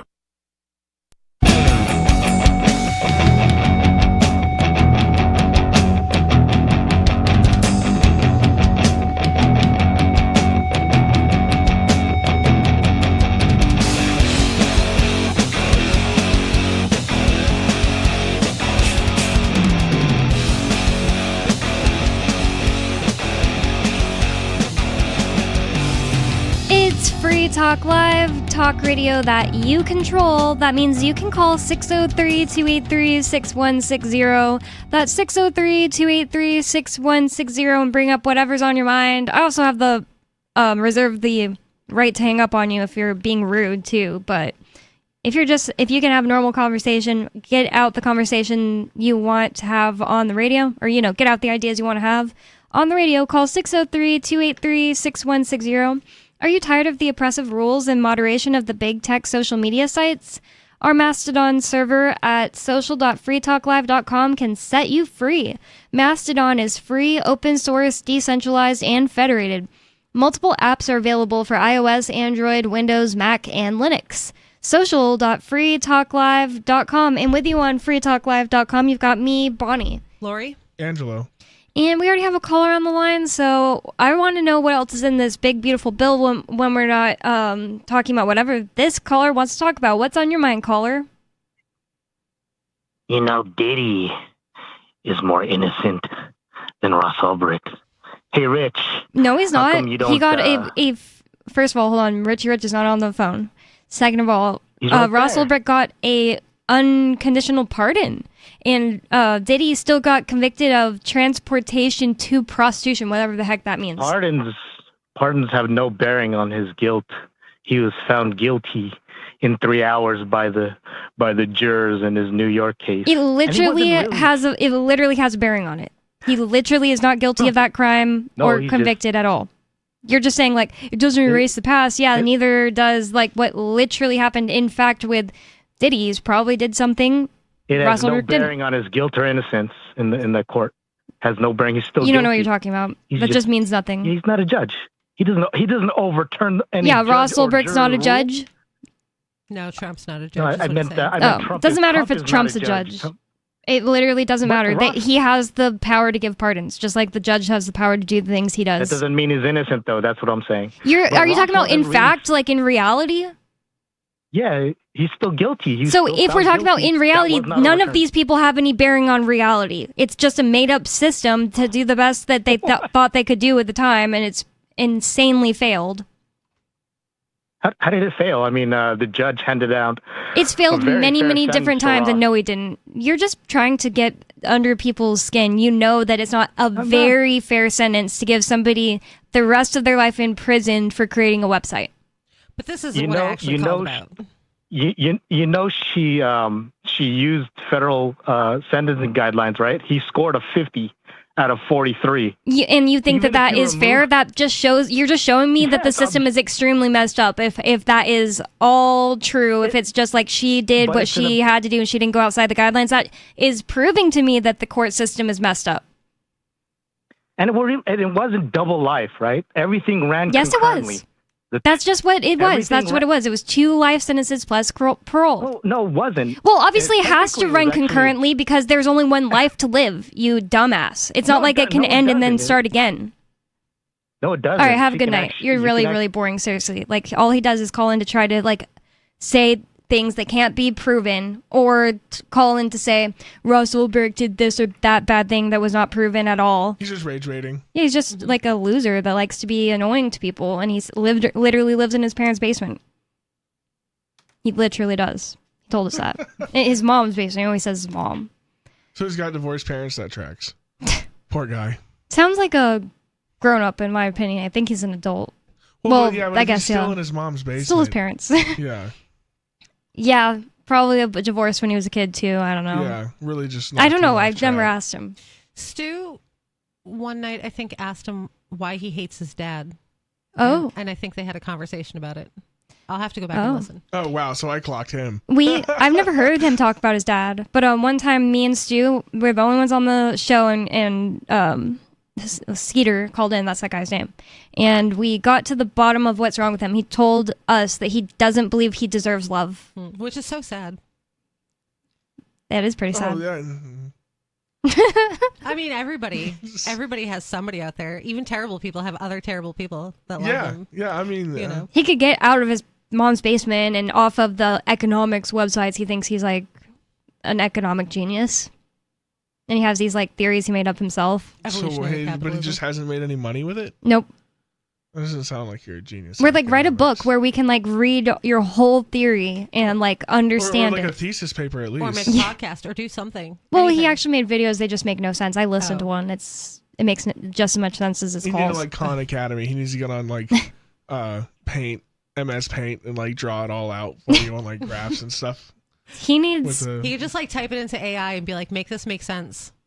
Yeah, that's a really at good that point. Yeah, you could just generate. Whoa. Just prompt it. Unless the AI doesn't even know what he's talking about. It would be great to just take his video he made that's his like manifesto, or I don't know if that's really the right word. I'd say thesis, like his. I'd say it's his thesis. We should take that video, put it into AI, and tell it to like make all the tenets of evolutionary capitalism and say and make like a chart showing it. That's what he calls it, evolutionary capitalism. It's always it ends up subjective because he says like, well, this thing should happen because it would be the best thing and nature would choose it because that's what evolution is. That's what it always comes out to. Though. That's like, not how it works. Everybody that he doesn't like should go to prison because that's what nature would choose. It doesn't matter. It's like, it doesn't have to make sense because it's all subjective, and he tries to say it's all objective and that there's objective costs for everything.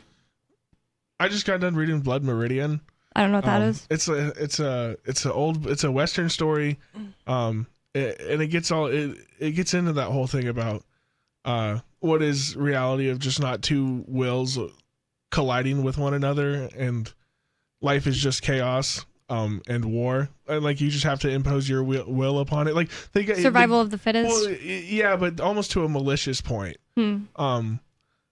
Like to because this guy's the guy who's talking about this is, I don't agree with him, but this is just his philosophy in this book. He's an evil guy. But he says that like war has always been here since before man. It's the most perfect thing for the most perfect species to wage it. That sounds like sitting Skeeter there waiting for us. I bet and he's right. We just have to pick up the mantle and like dominate and take it for yourself, and that's just it's your will against the world. It's like a dance. Really psychotic stuff. I mean, these people do sounds like Skeeter actually. Well, yeah, that's just what that's how you were explaining it. I was like, wow, this guy's. He says like it's bad. Libertarianism is immoral because you're trying to like stop the consequences of what people deserve. Privacy is not valuable at all. Yeah, there should be zero privacy. Yeah, well, the dude in the book literally says anything that exists without my permission opposes me. Oh, whoa. And is like at odds with me. That's so stupid. Well, yeah, well, but that's so. This is a bad guy in a thing. book. Yeah, this is the bad guy. He's the bad guy. But that sounds like what kind of like Skeeter's saying. Like if I think if you're bad, then these things should happen. Like you're existing outside of my. That's so stupid. There's definitely consent, right? Like, what do you mean I'm existing outside of your consent? You can just let people survive or like live and do their things without them affecting you. Yeah. That's so stupid. It's like the best way. It's the best way. Instead of trying to convince somebody for life that is not going to hear it, just stop interacting with them. It's the most peaceful way, at least. That's one thing I like about like the Free State Project is obviously we're never going to convince enough people on the planet to get everyone to stop being statists and thieves and murderers and all the stuff the state does. So trying to move as many people as don't believe that into the same place, it's kind of like separate and build. I like that idea. I don't like the idea of, well, I just got to beat people into submission. Well, the whole end of that story is that it's from the perspective of this kid who watches this guy talk and do all these terrible things. He grows up and ends up like helping people and kind of becomes your stereotypical like Lone Ranger, white hat, cowboy riding around helping folks, saving the day and doing whatever. But at the end of the story, he ends up meeting up with this bad guy again, and the bad guy ends up killing our main character simply because he proved this guy's philosophy wrong. Wow. Like, oh, hey, look at this guy has all this power and is like a trained killer, but he's being good. But that's not how the judge sees the world. So he's got to take out this man, snuff him out because he's opposite of him. He disproves his entire worldview, and he just can't have that exist. Wow. So it's almost like these people, the who are willing to use violence to get their way, they're always going to sniff you out and destroy you because that's just in their nature. And you just showed them how evil they are. Yeah. But it's almost like you can't exist with those people because they can't exist with you. Mm-hmm. It just breaks their whole worldview. And if you do exist in this way that doesn't like fit the narrative, and they're willing to use violence to erase you, like they're going to do it because that's what they do because they have to. It's like, if that makes any sense. Yeah, because it'll be cognitive dissonance and like destroy their brain if you're they living have to peacefully. Get rid of you with violence. Yep, that's what it feels like Ian's in prison for right now, because there's a guy out there who like was against Ian and doesn't like Ian's activism. It just generally feels like that. And there literally is a guy. His name is Phil Christiana. He was an FBI agent, and he sent people in to go arrest Rich Paul for selling weed. And when Rich Paul was like facing a year in prison, or wait, he got a year. He was facing like a lot more time in prison. Phil Christiana shows up at the jail and is like, So if you just go and wear a wire into the Keene Activist Center, the other side of this house, then you don't have to go to prison. We'll let you off. And Rich Paul said no. And Ian filmed the trial and put a video up of Phil Cristiano, FBI agent, perjuring himself and just like making fun of him. And then other people that were like Keene activists followed him outside the courthouse and like filmed him and like, you know, irritated him. And now he was involved in the raid on this house that Ian's in prison for now. That's the judge. Not the judge, but isn't that the character's name? Yeah, it is the judge, yeah. Yeah, no, I didn't mean the judge in Ian's case, yeah. Did I name drop him? Yeah. I did? Okay. Yeah. Yep, I never heard that book. Well, actually, the name sounds familiar. Don't read it. It's very graphic. I don't want to. Yeah, it's super graphic, super brutal. But the ending is just like violent delights or violent ends. Like the violent are always going to seek the just. The thing if about that makes sense. Skeeter is he's just like a coward too. He wants other people to do it for him, and I think that's most people. They explain that in the book too. That he never gets in a fight, even fight. He always he relishes violence when he has the upper hand. But if it's somebody who can go toe to toe with him, he won't fight. Well, that's because all the people who are like that, who would use violence to not confront their own being wrong about everything, are cowards. Mm-hmm. And want other people to do it for them. Well, yeah, but they're cowards because they can't look internally and change themselves because it's too scary. Yeah. So they have to change things around them. On a much lesser scale, I feel that same way about people that like just will scream over you when you're having a conversation with them. It's like you're about to like make your counterpoint against them and they're just like, oh yeah, and what about this? Oh yeah, and blah, blah, blah. And just like don't let you reply. That's like the same cowardice in a much smaller scale that doesn't involve killing. But yeah, same exact personality type. I just saw that in a video today with this. It's not like I really care much about the feminist versus mom type of conversations, but I've been starting to like Candace Owens a little bit more, so I just like clicked on this video of her like debating 20 feminists. It's like one conservative Candace Owens versus the Jubilee video. Yeah. And this is why I clicked on it. People were like, this chick is awesome. The one that was like against Candace, and I was like, I have $1 million on that it's not, she's not awesome. And that's all she did. She was like, said some stuff, and then when Candace would say something, she was just like talking over her. It's so frustrating to see. So very awful and annoying and horrible. And I think those videos are just a setup anyways. Well, it's a horrible debate tactic anyway, because how can you say you won if the other person didn't even get to say what they wanted to say? Well, most people are so stupid that I think that they just believe that she believes that she won because most people are out there like praising her, or like tons of people at least. Hopefully it's not most. I don't know. It's probably bots too. Yeah. That on too. Twitter at least. But I feel like there's a lot of so I don't think feminism is what it's supposed to be. Mm-hmm. Like it's the flavor of it has changed to be like what's the word for not misogynistic but the other one, the other way around? Misandry. Yeah. misandrist sentiment where like men are below us and they're the worst, and like I feel like that's what feminism in normal nomenclature has become. That's not what it's supposed to be. It's supposed to be like everybody's equal and women can do things too. So I don't doubt that a lot of people are praising this other woman. Yeah. The whole point was like that she was saying that it's just a fact that children whose parents have a job and are out of the house do better.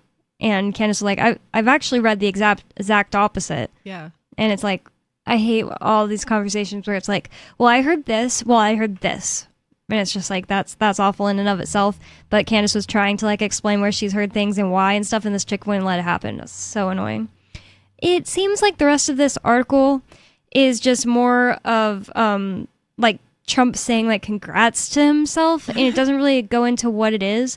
So since one thing that I found, apparently it removes funding for Planned Parenthood for a year. Interesting. For up to a year. I wonder if Planned Parenthood will just get, supported by Americans and therefore prove that it doesn't need federal funding. Planned Parenthood's going to sue him. They're suing the Trump administration. That's so dumb. I wish that the Democrats would just fund it, and then prove they could just be funded. Scary. What? That's in this bill about suing the federal government, that you have to pay a bond up front to even get your case heard by a jury. it's kind of, you're getting extorted to get the ability to sue the federal government. Wow. I don't know how much the bond is, but it's an upfront one that you have to pay to even get a chance to get your stuff heard by a jury. That's in this. Why do they even need to put another obstacle? It's so incredibly hard to sue the government or even the state or the city. I think they're just trying to put.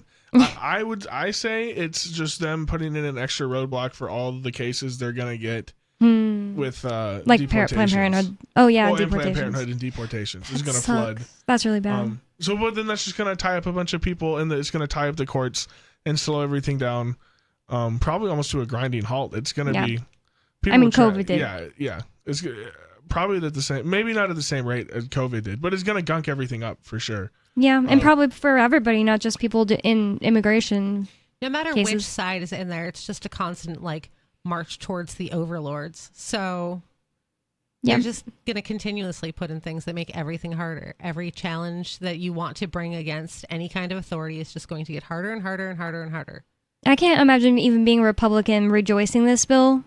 Anything that makes the government stronger just means in 4 years when it's, I don't know, Kamala Harris, let's say, is president, then... I'll laugh if they try to run her again. I doubt it. I really doubt it. The importance, one of the main reasons Trump got reelected was because we put in this big, beautiful bill. We were trying to get suppressors taken off the NFA Act, and we were trying to get legal suppressors. It was in the big, beautiful bill under the... Hearing Protection Act, I think it was called. So there was a bunch of stuff that gun owners that Trump had said he would work on that got put in this bill that were killed. So a lot of gun owners are upset that this went through without. Wow. They're feeling left in the dirt. Yeah, gun owners of America. Well, Trump has been awful to the gun owners. Yeah, it's just all lip service again. Mm-hmm. It always is.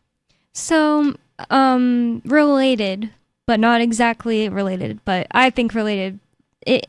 Trump's putting in this big, beautiful bill to try to resuscitate the economy. So that's why it's kind of related. This from Peter St. Onge or profsaintonge.com. It's Prof. St. Onge Weekly on his Substack. It's his Substack, Peter St. Onge's. Just 1 in 6 young Americans are financially secure, and that is awful. I don't know what that percentage is. No idea. Me and Angela were just talking the other day about how we don't need to know math off the top of our heads. 1/6. It's a 1/6. Yeah, no, 1/6, but not a percentage. I don't know the percentage. It's 16%-ish. So 16%-ish of young Americans are financially secure. It's tiny. 1 in 6. That's a lot easier to conceptualize anyway. So why even? So anyways, it says that young Americans are barely keeping their head above water, with nearly half living paycheck to paycheck, and just 1 in 6 Americans under age 30. Oh, I didn't know how young they were going to go. Saying they're financially secure. I feel like that is actually higher than I expected it to be. Yeah, I guess when you made it all the way to under 30, I mean, not any older than that. Mm-hmm. I don't know if it's higher than I expected it to be, but it doesn't seem, it seems bad, but it doesn't seem different from what I would expect in reality, I guess. If I think back to being in my 20s and 6 or 5 of my friends were around, all of us were a mess. Probably. Yeah, that's a really good point. That's a fantastic point. I mean, I had lots of friends who were only 1 or 2 children households, and their families had not just money to send them to college, but money to give them while they're in college and stuff like that. So, and then they're working a job on top of that. And getting grants and scholarships. So I had lots of friends like that. So it's I can wrap my mind around somebody who isn't, but it always blew my mind. Dang, that's pretty set up. That's awesome. Yeah, but you got to think the kids who graduated during COVID are 20 now. So you're including all these COVID high schoolers, or COVID school kids who have no skills, no social ability, no drive, no want. Mm-hmm. They just sit there and watch Kai Cenat on their tablets all day. They watch other people play video games all day. They don't even play their video games anymore. They watch other people play video games. Which just doesn't, it is weird. I think it's the weirdest thing. That and the reaction videos to other people's videos. Oh, I was about to say, the closest I get to that is watching this one girl named Kiki Chanel react to TikToks. And I'm the thing is though, I could never find all these TikToks. She finds that these specific ones, I don't know how she does it. See, that's okay when it's a compilation of a bunch of stuff. I see the draw where all the things are put together. Mm-hmm. But when it's just, I'm like on Facebook and like a reel pops up of just somebody watching one video and making stupid faces in the background. I don't want to see that. Sounds awful. It's terrible, but people apparently watch them because people keep making them. Yeah. Well, then you know why they do that is so they put their face in the corner. So they want you to watch this video, but if their face isn't half of it, it's monetized. Right, So they just keep reposting. Right, and they're making they're making money off of other people's content. Oh, yeah, that's a good point. I clicked on one the other night just because I was like, I'm not tired enough to go to sleep, but I want to, so I always find something like dumb to watch. And there was this guy, man, it was like Dude Bro Guy Timmy or something. That was his name. Guy. But, so maybe someone knows who I'm talking about, but he was really funny, and he was watching videos that were like, videos that cause megalophobia, I think is what it is. It's when you're like see something so big that it's scary, and then I was like, okay, now it's kind of like starting my heart rate up and making me less sleepy. But I kind of get where he's not just in the corner making faces. He's making, but that still, it's that he doesn't have to put as much like effort in, and you're watching those videos. But he's getting money for it. I guess it's way less effort. We should just start making videos of us reacting to other people's reaction videos, and then someone can make a video of them reacting to our reaction video about someone else's reaction video to someone else's video. Well, this all started with faces. Absolutely redundant. All of this started with the original React videos. Do you guys remember like the Fine Brothers? Yeah, the Fine Brothers. The Fine Brothers React videos. They ended up being Kids pedophiles. React. Yeah, that gets weird. They would have kids sit in like a little room, and they'd studio. be like, "What do you think of this?" Okay, that and tracks. Kids Creeps. would just say, "Well," and then they expanded it was also into like often elders. really cute. They were like, "Watch this new video game," and this is like 2012. So right when everything gets the tech gets too out of hand for old people.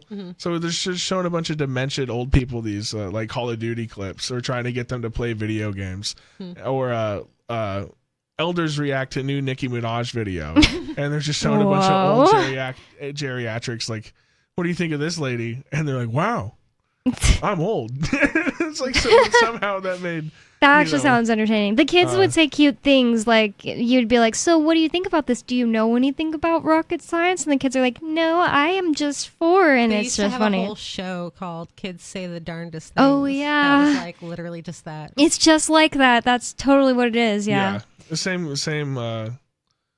format, I guess. Yeah. Same concept. Nothing's original anymore.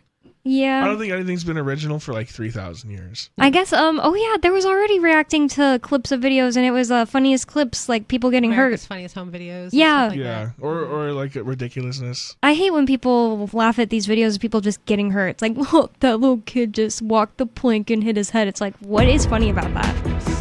I don't find it funny. Like slapstick comedy. I'm not one of them, but like. But then you're just sitting there like, was he okay? The Three Stooges sounds like their whole thing. Yeah, I don't get the Three Stooges. It's more coming up. It's Free Talk Live, 603-283-6160. Call in about whatever you want, 603-283-6160. More Free Talk Live coming up.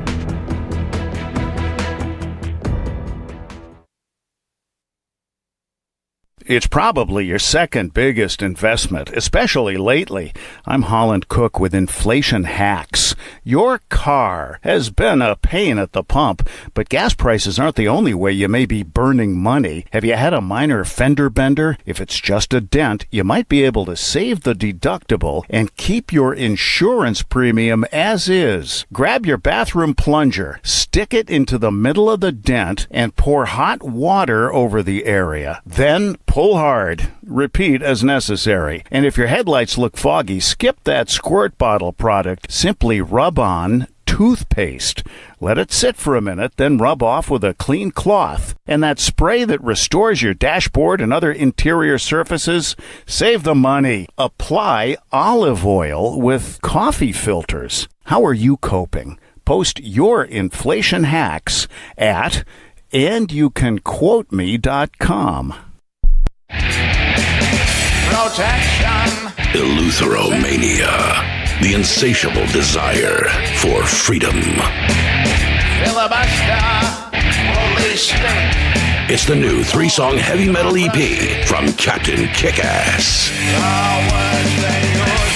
Available now on your favorite music app or get it directly from CaptainKickass.com. If you want to know the latest about Free Talk Live before we go on the air, all you need to decide is how you want it delivered. It's your choice. Visit news.freetalklive.com to receive our usually weekly news updates by email. Plus, we have a Twitter account at twitter.freetalklive.com, and you can follow us on the decentralized Mastodon platform at toot.freetalklive.com. So please follow us at toot.freetalklive.com and sign up for our emails at news.freetalklive.com.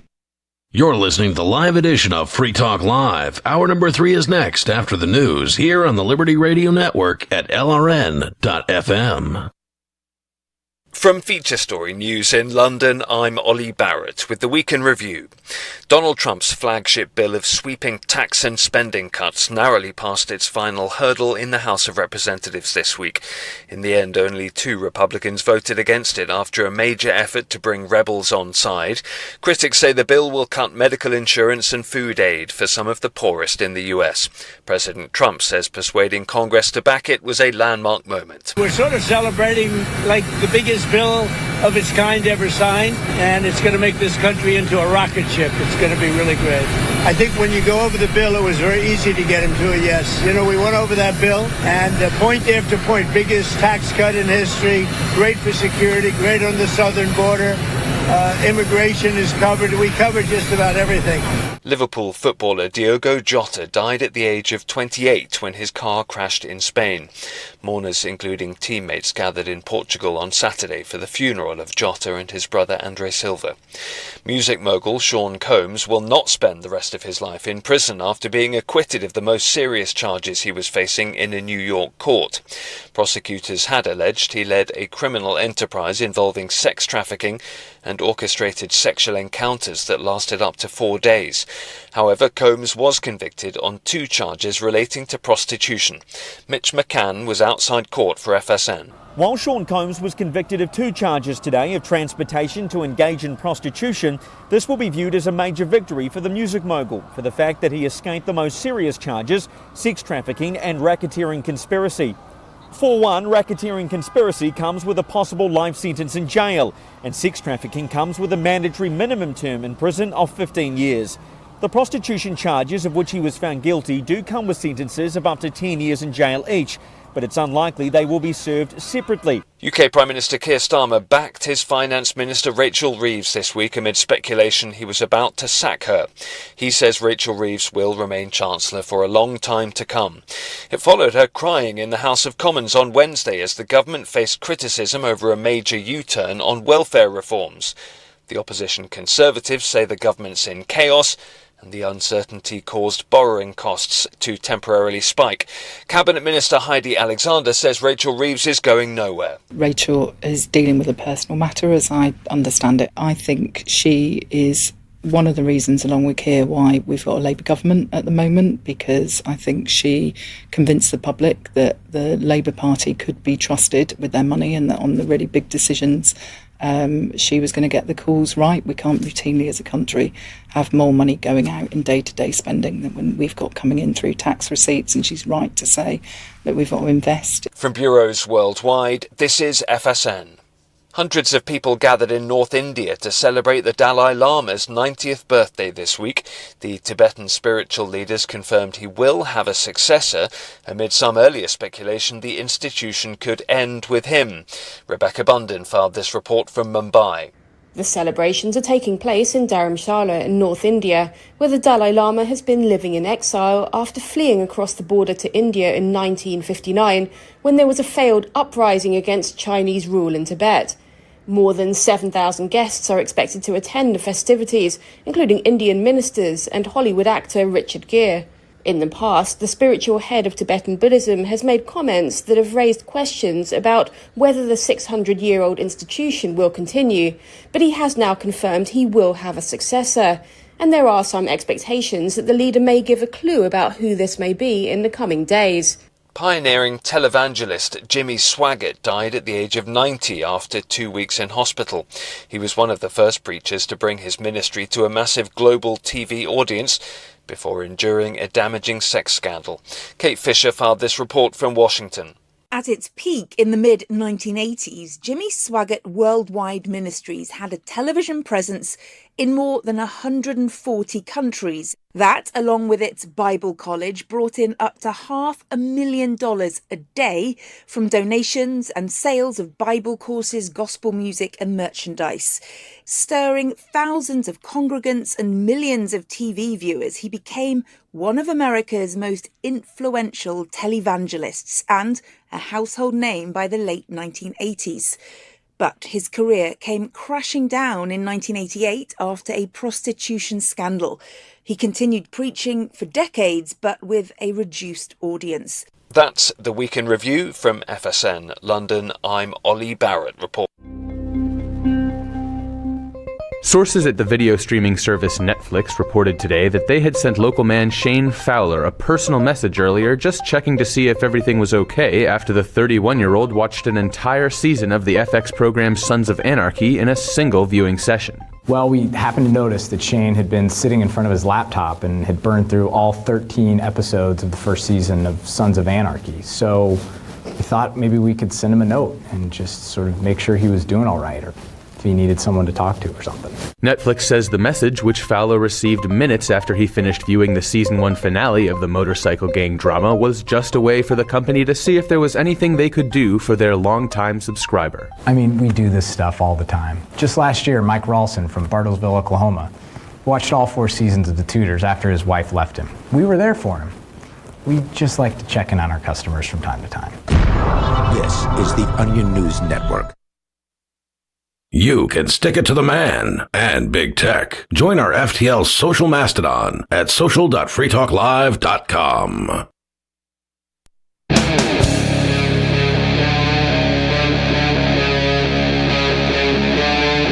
Free Talk Live.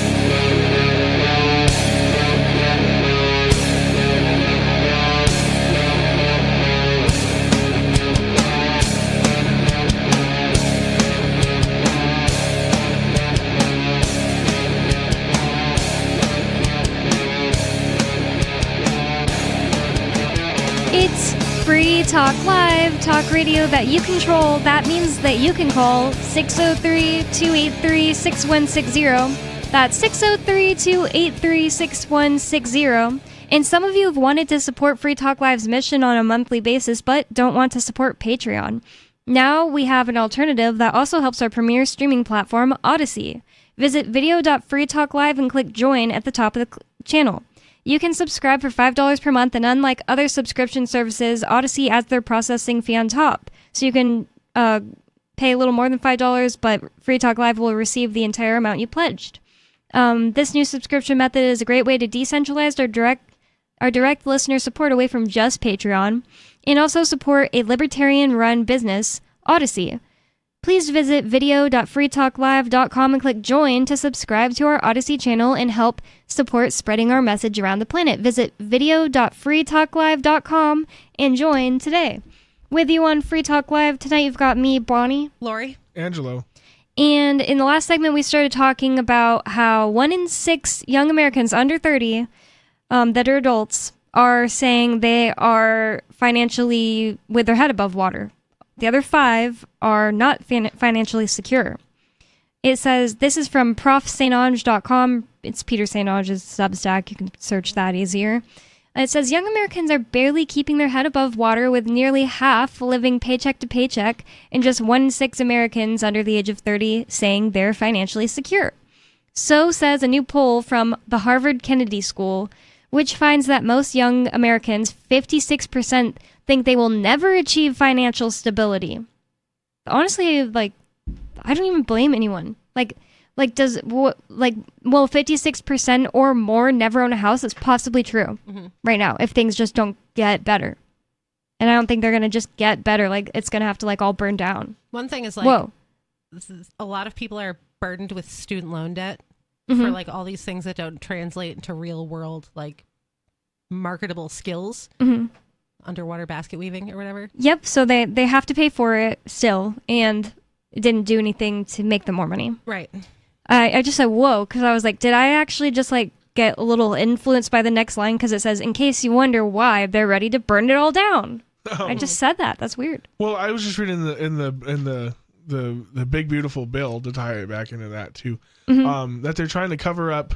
Well, not cover up. The feds want all of these schools to start tracking their graduates, and they're trying to see how much like a recent graduate makes, and if it's the degree makes the cost to get to the degree is too high, the feds are gonna like start threatening people to pull federal dollars from these colleges to be, hey, you gotta lower the price on this degree, it's not worth anything. And they're trying to like price cap the public colleges. I think they put a cap on some student loans too, like you can only get so many federal student loans. There's like a price cap now. It's probably like a silly workaround way to do that when it's like... Well, they're trying to slow the colleges from being so expensive. Is what I would read it. That's what I'm saying. Like, I think it's probably like not a bad thing. It's just like it seems like a silly workaround way to do it instead of making it like, well, you can't have federal funding and you just have to actually work on what you work on. Like, you don't get to have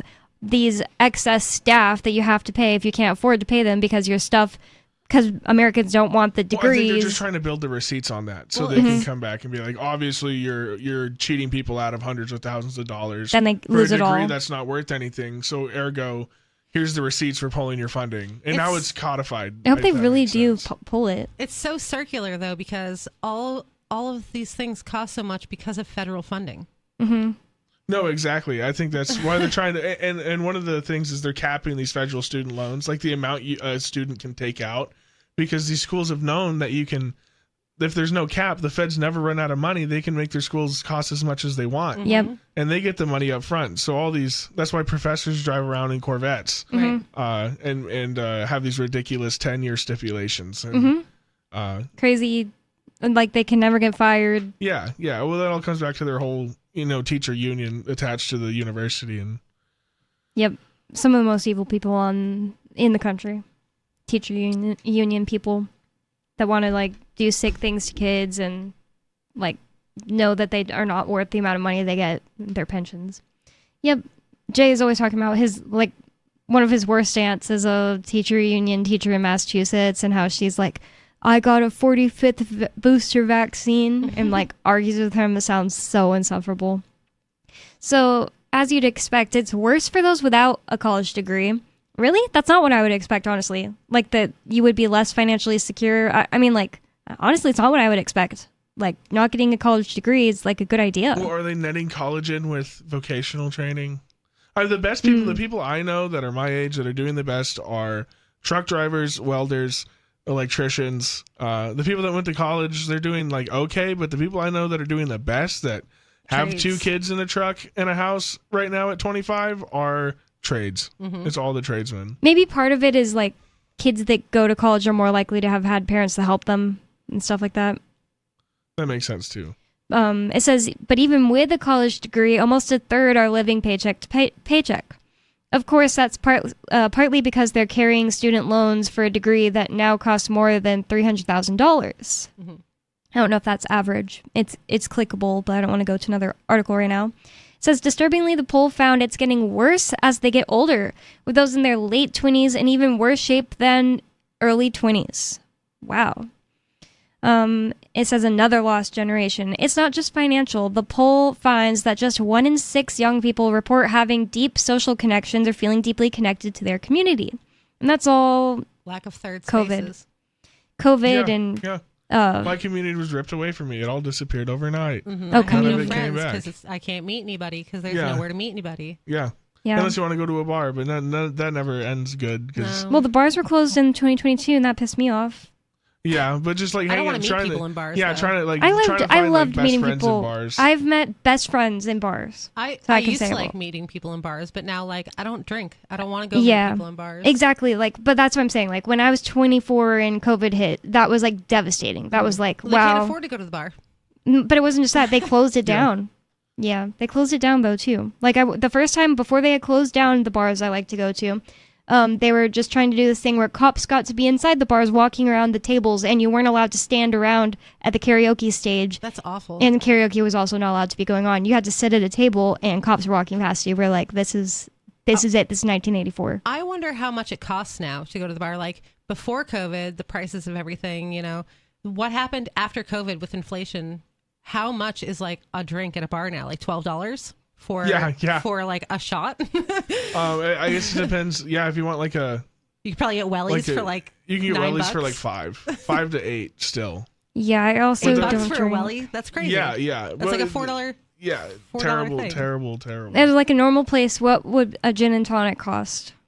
Just like a base gin and tonic, probably With like lime. $8 to $9. That sounds I would insane. Say. Crazy. Yeah, that's pretty bad. It's way inflated. So they can't even afford to live, so they're not going to go to bars to meet people. And then there's no like third space. There's not like book clubs. When I was a kid, there was like book clubs and like tabletop game club and like all these different clubs you could go to. And now there's just nothing. Well, I've looked online even, to find stuff and there's just no community. But they're even ruining video games. The video games are getting destroyed too. Like they're all bad. Nobody plays them. There's zero community. You can't it's all even like make you a have connection. to make in games purchases and crap like that. Yeah, the in-game purchases, and like they've just diluted gaming too. So they've ruined the outside third spaces.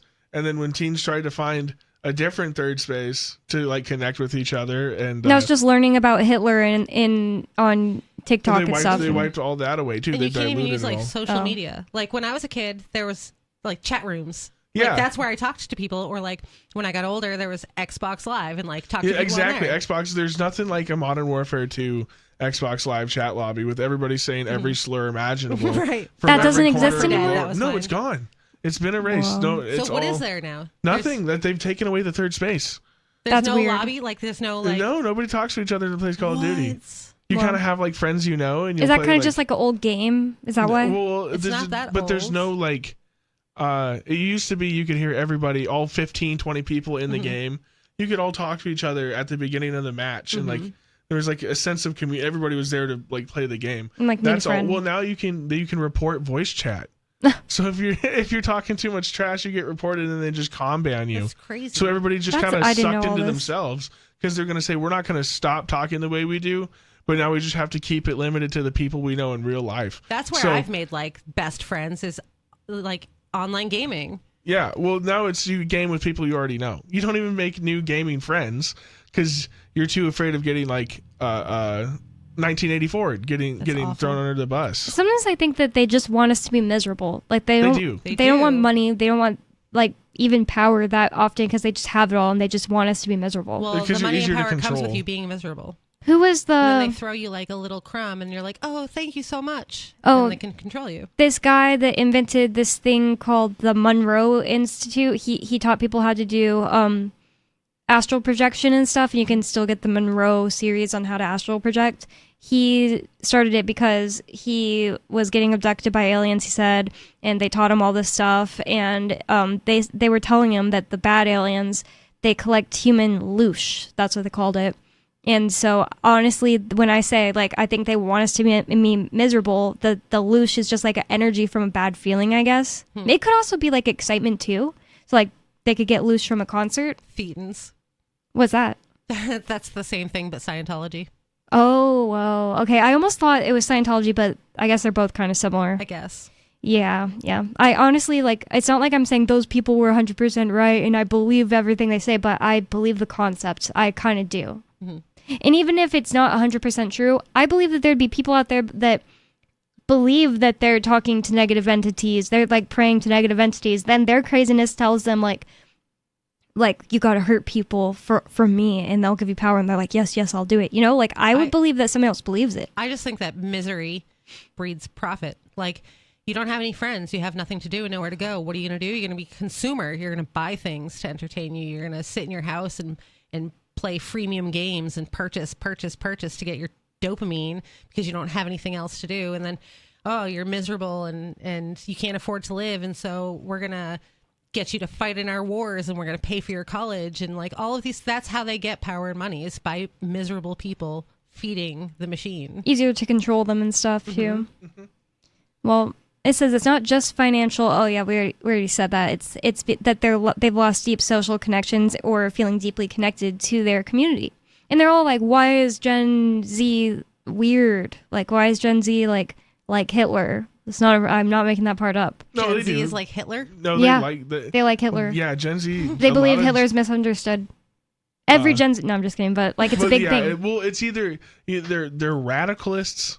They're all super radical, but it's all for one side or the other. Well, they've been lied to their whole lives, so like, it doesn't surprise me, or I don't really fault anyone for thinking maybe we were lied to about Hitler. I honestly love that. Maybe we were lied to about everything, even Hitler. And then like you look into it, and like I don't think Hitler was a good person at all. Well, and but the communists say the same thing when they say they lied to you about Mao Zedong and Che Guevara, and they put them on T-shirts, and Yeah, but they then- also murdered millions of people. Yeah. But it's okay for. I'm not just. This is such a terrible. I'm just saying like the questioning, not saying that I actually think Hitler's good. But I mean, they're at all. But they're gonna glorify these murderers, and with this other guy's just you can't talk about. He's just a shadow, this big dark shadow that you learn about in elementary school. It gets pounded into your head. Seriously, like what I learned about him was just like, and then like you learn the same few things. It's like he killed this many Jews. Over the blue eyes and blonde hair thing, like all this stuff Don't that. tell your kids they're bad at art, or they'll become dictators. Yeah, he wanted to be an artist. I don't know if I learned that in school, but you know that you learn all these like superficial things, and people that are like high schoolers learning about it in school, like I didn't think to like make all these questions in my head, like, well, what did he want? Why was it happening? Like you just listen, you just soak up what you're supposed to soak up, I guess. Yeah. I like the opposite trend that's going, because there's always, the opposite action for anything. I like the opposite one where it's like becoming grandmas when you're like still young, like gardening and homesteading and learning how to make your own clothes and stuff, and canning all your food and all of that. That's like the opposite faction of those people, I guess. Oh, like the trad wife community? Yeah. Well, no, it's not really trad wife. It's like just like living slowly instead of like being sense. consumer. And there's like apparently a bunch of kids, like young people, these Gen Z that are like Luddites. They're like, actually, we just hate technology. I think that's too far as well. Because they've watched so much people get consumed by it. I remember, like with the whole emo generation, the promoting self-harm and suicide on social media. Like the older Gen Z all grew up with that and like really watched. Like a legitimate number of people died getting influenced by social media to do that kind of stuff. And I think a lot of people, they get so scared they just reject it entirely. Reject emo stuff? Well, no, reject the technology. Oh, yeah, like this yeah. technology is Oh, poisoned yeah. so much. Yeah. And I've seen it destroy so much already. We're just going to reject it entirely. We don't even want to see how far it can go. Yeah. being like so against or for anything that far, though, is not. That's not good for you. Yeah, like well, it comes from a place of fear. It's all fear. Yeah, that's so true. Like Colin, he's just like completely anti AI no matter what, and it's just like I don't know. It actually helps me with a lot, like this, and that, and he's just like, no, it's never the answer. Like you shouldn't be using it. And I don't really agree with that, but I also kind of disagree with our other friend, who we've had like debates about it in front of, where the other friend is like, if you don't get into AI, you're in the past. You're gonna be left in the dirt. All this stuff, and it's like. I don't know if I agree with that either. Like, I would like a future where people are like, listen, we see how this has made people, like, lazy, and we just, like, want to choose to do better. Well, so you don't come at it out of a place of fear or because even the other guy's afraid of getting left behind. He's still coming from a place of fear. You got to come from a place of wisdom. And it's how you use that type of technology and how far you let it control your life and how deep you take it, right? You got to set your own boundaries. You got to come from wisdom, not fear. It's what you have to act your life out of. All the AI tech companies, though, are also living in fear and trying to race each other to the next biggest thing before it's like safe or, so eventually that's going to become a problem too, where they're just doing things they shouldn't be doing because that's how you get better than the other guy. Yeah.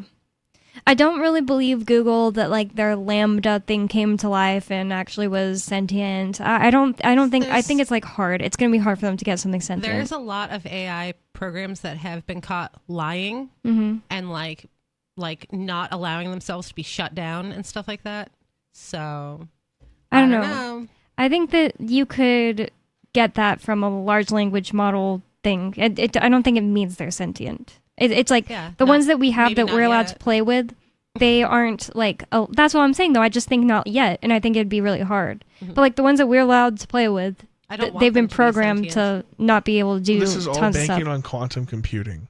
Mm-hmm. As soon as we can get quantum computing accessible everywhere, Mhm. and like we break it and we finally figure out quantum computing, and attach an AI to that, then it's over. Yeah. But everybody's banking with these whole large language models.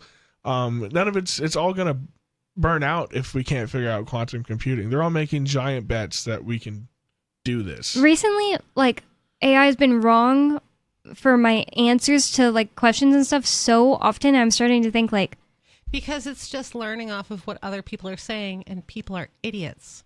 yeah, but like I feel like it just recently got worse. Like See, these AI things like scrape the internet Mhm. for information. So imagine if you're scraping the internet for information to answer the question, and what you're scraping is like Reddit responses. Mhm. That half of them are like trolls, and like the other 40% are wrong, and then you got like 10% that are the right answer.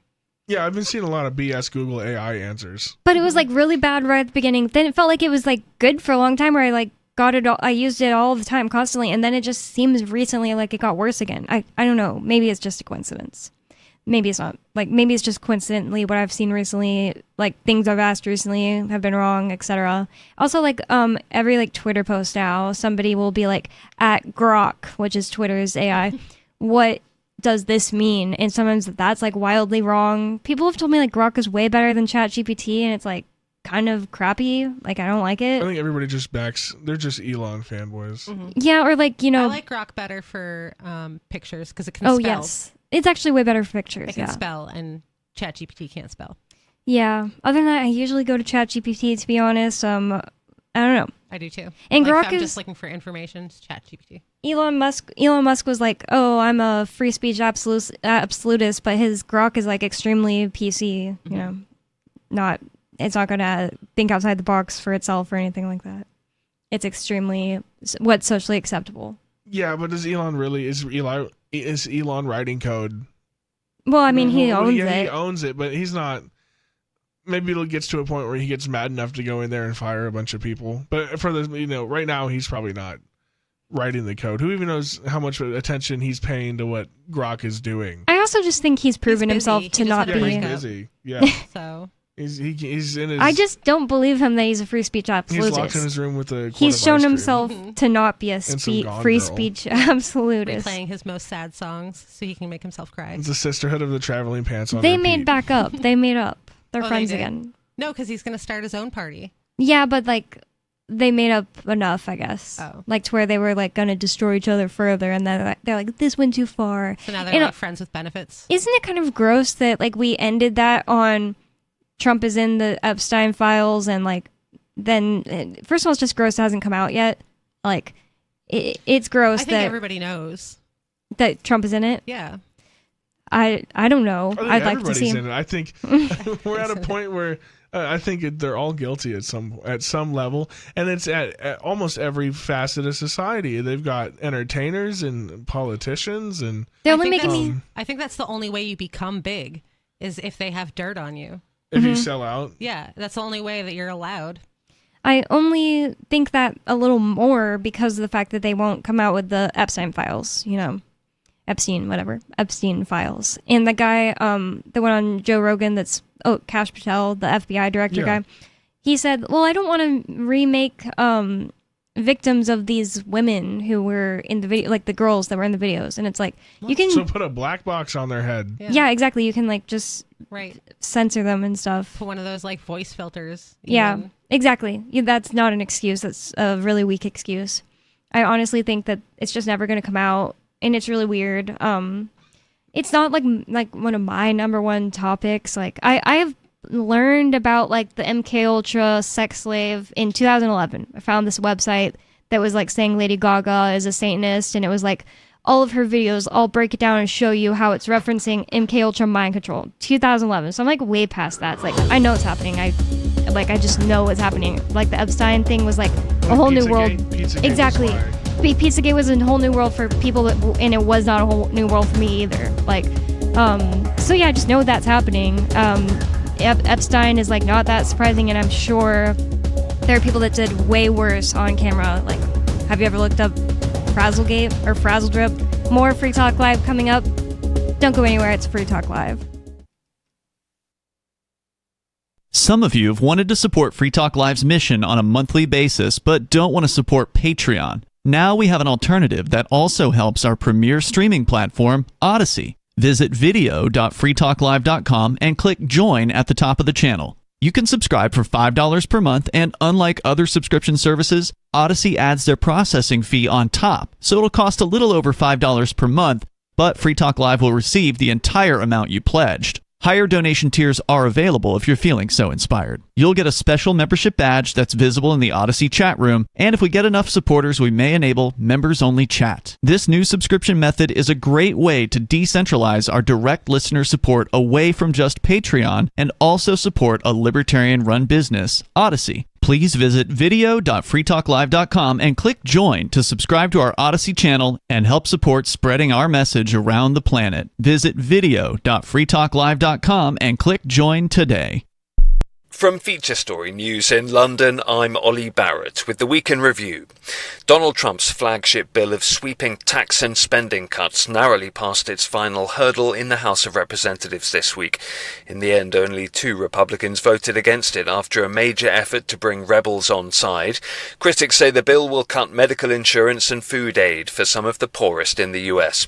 President Trump says persuading Congress to back it was a landmark moment. We're sort of celebrating like the biggest bill of its kind ever signed, and it's going to make this country into a rocket ship. It's going to be really great. I think when you go over the bill, it was very easy to get him to a yes. You know, we went over that bill, and point after point, biggest tax cut in history, great for security, great on the southern border. Immigration is covered. We covered just about everything. Liverpool footballer Diogo Jota died at the age of 28 when his car crashed in Spain.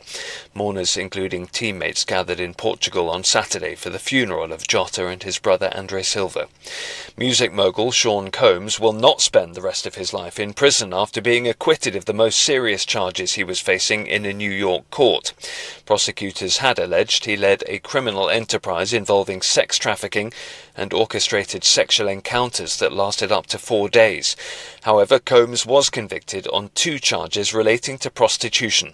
Mitch McCann was outside court for FSN. While Sean Combs was convicted of 2 charges today of transportation to engage in prostitution, this will be viewed as a major victory for the music mogul for the fact that he escaped the most serious charges, sex trafficking and racketeering conspiracy.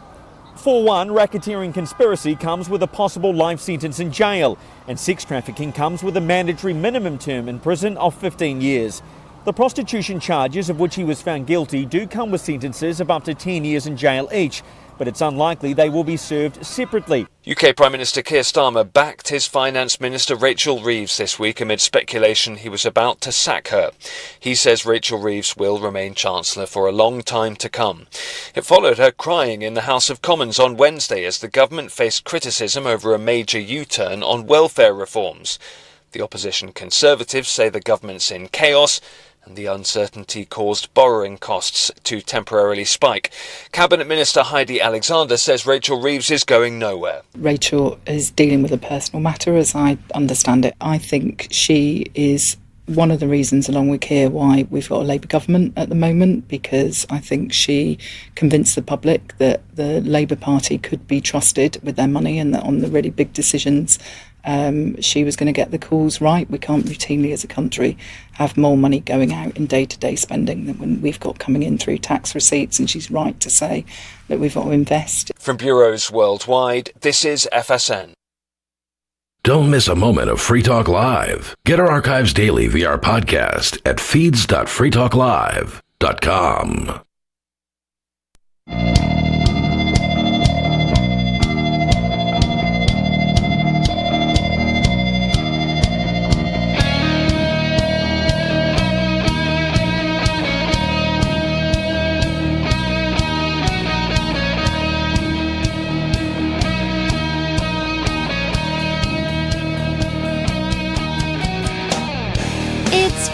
Talk Live. That means it's talk radio that you can control. That means you can call 603-283-6160. That's 603-283-6160 to get in on the conversation with us. Bring up whatever's on your mind. You can tell us we're wrong. It doesn't matter. 603-283-6160. You don't even have to be rude. I've put up with so much rudeness from the person I hung up on earlier. So keep that in mind. Like, I'm not always going to immediately hang up on you if you're rude. Because sometimes it's like, wow, the 100th rude call. Feel like hanging up. I'm over it now. So you can call 603-283-6160 with whatever's on your mind. It's just better if you're not rude, though. So probably get on the air longer if you're not rude. So, Lori, at the beginning of the show, when I asked you what you wanted to talk about, I couldn't even believe my ears.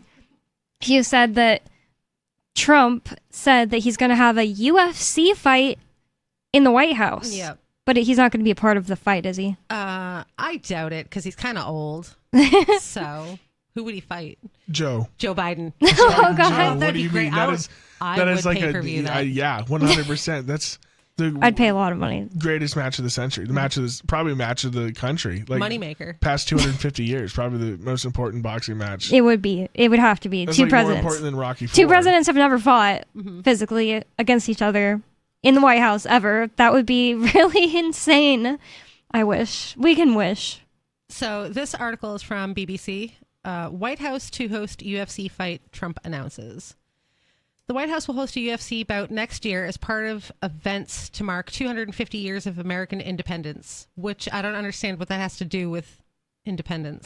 That's sports so betting. Funny. I'm free to bet on this guy punching that guy's head more times. Right. Well, apparently in some states they're making it illegal like this year. Like I heard that Massachusetts is making sports betting illegal this year.